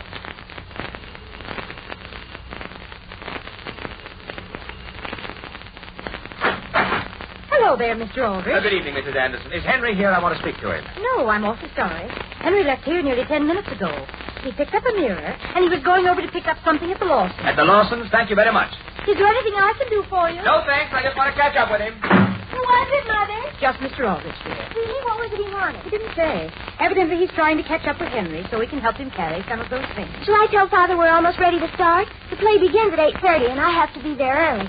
I'm sorry, Kathleen, but your father isn't going to the play. He isn't? In fact, your father isn't even speaking to me, dear. Why not? You must know the truth, Kathleen. He resents our giving up his deer head. His what? That mirror Henry took with a deer head on it. Oh, that awful thing he gave you on your 10th anniversary? Mrs. Anderson, Kathleen, are you here? Yes, Henry, what's the matter? I leave a briefcase here. Briefcase? Oh, my goodness. Oh, here it is, right on the whole table, Henry. Gee, was that a close shave? I was just leaving the Lawsons when I discovered I'd lost it. Well, thank you very much, Mrs. Anderson.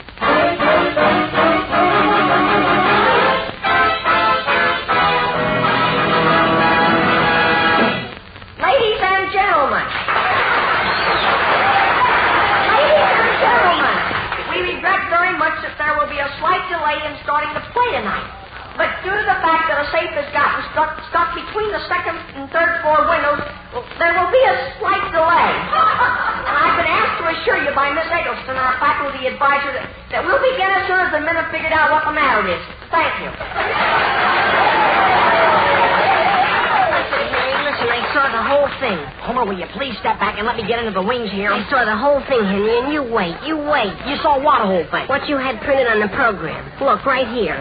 The oysters that are eaten by Homer Brown in Act 2 are by courtesy of the Centerville Fish Market. Homer, we had to give them some credit, didn't we? Well, Centerville Fish Market or no Centerville Fish Market, I'm not going to eat them. Homer, will you please stand back? The audience can see your costume. And that's another thing. This darn buffalo robe. This darn buffalo robe that you found in your attic. You're going to wear your father's raincoat over it, aren't you?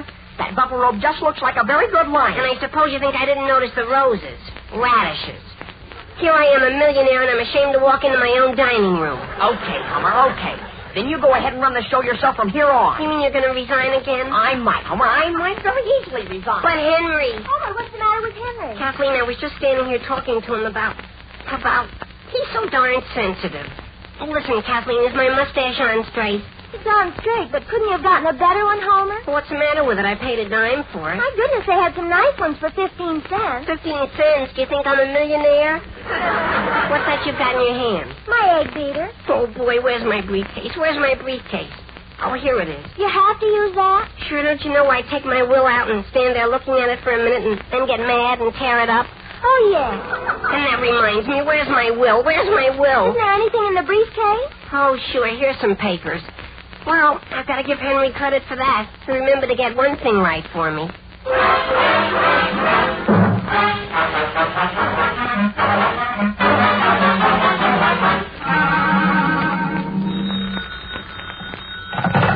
Hello? Hello, is this Harriet Pryor? Yes. Harriet, this is Sam Aldrich. Is Henry there? Henry? Oh, why, he was here half an hour ago. He borrowed 12 oyster forks. Where was he going from there? To the school? No, to the Centerville Fish Market and then to the school. That's all I wanted to know. Goodbye.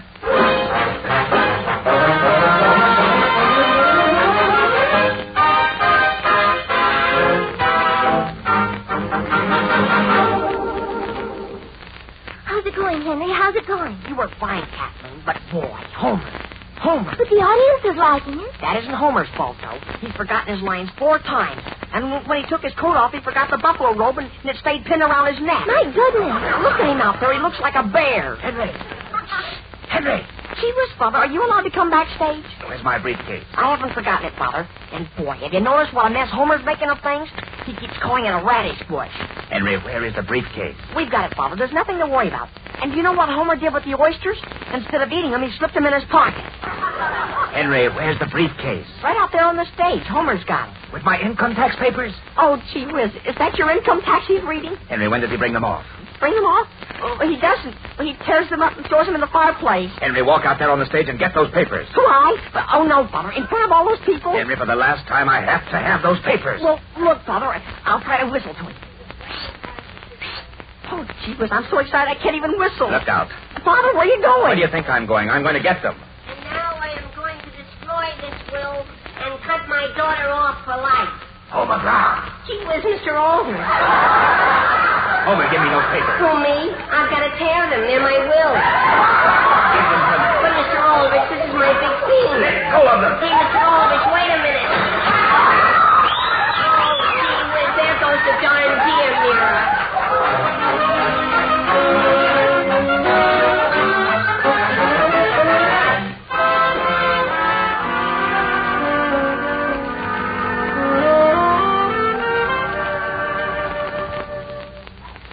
Some bacon, Sam? No, thank you. You certainly haven't eaten much breakfast, dear. I've eaten all the breakfast I care to, thank you. Now, Sam, you can't go through life being upset over a little thing like last night. I am not upset. I was just wondering how it would be if I gave up my practice here in town and opened an office in Abbott City. Now, Sam, I'm sure nobody even noticed you. No. Mother! Yes, Mary? Mother, I've been thinking. And don't you suppose we could move to Abbott City or someplace where people don't know Father? Mary, please go out in the kitchen and make me some more toast. Oh, excuse me. Yes, of course. Father! Henry, I don't think your father wants to talk to you right now. And, Mother, the man who hauled the safe for Father just called and said that due to the fact it was easier to get it down than up, the return trip will only be $22. What's that? I'll answer the phone. Sam, here's a review. A review? Of the play in the morning paper. Listen. One of the most hilarious evenings this town has ever enjoyed took place in the Centerville High School auditorium last evening. The highlight was the guest performance of Samuel Aldrich, prominent local attorney. What's that? Who made his entrance in what was erroneously listed on the program as a wealthy gentleman's dining room. The scene was actually on the Western Plains, and when Mr. Aldrich caught the buffalo single-handed, wrestled with it, and threw it into the cave with the double doors, the audience went wild. What's that? Now, wait a minute.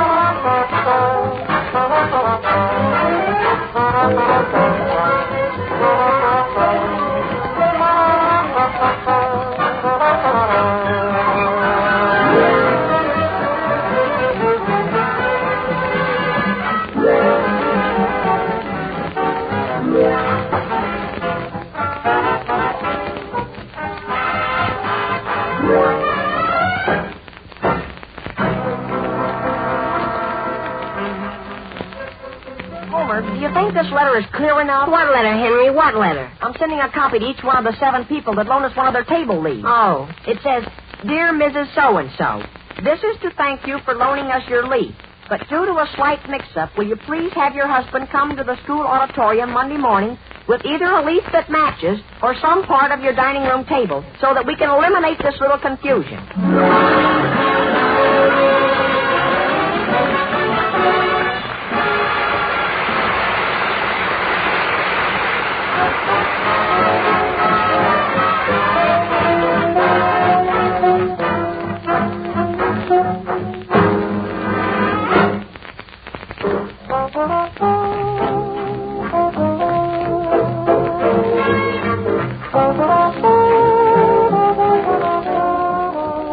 This rebroadcast of the Aldrich Family is a presentation of the Armed Forces Radio Service.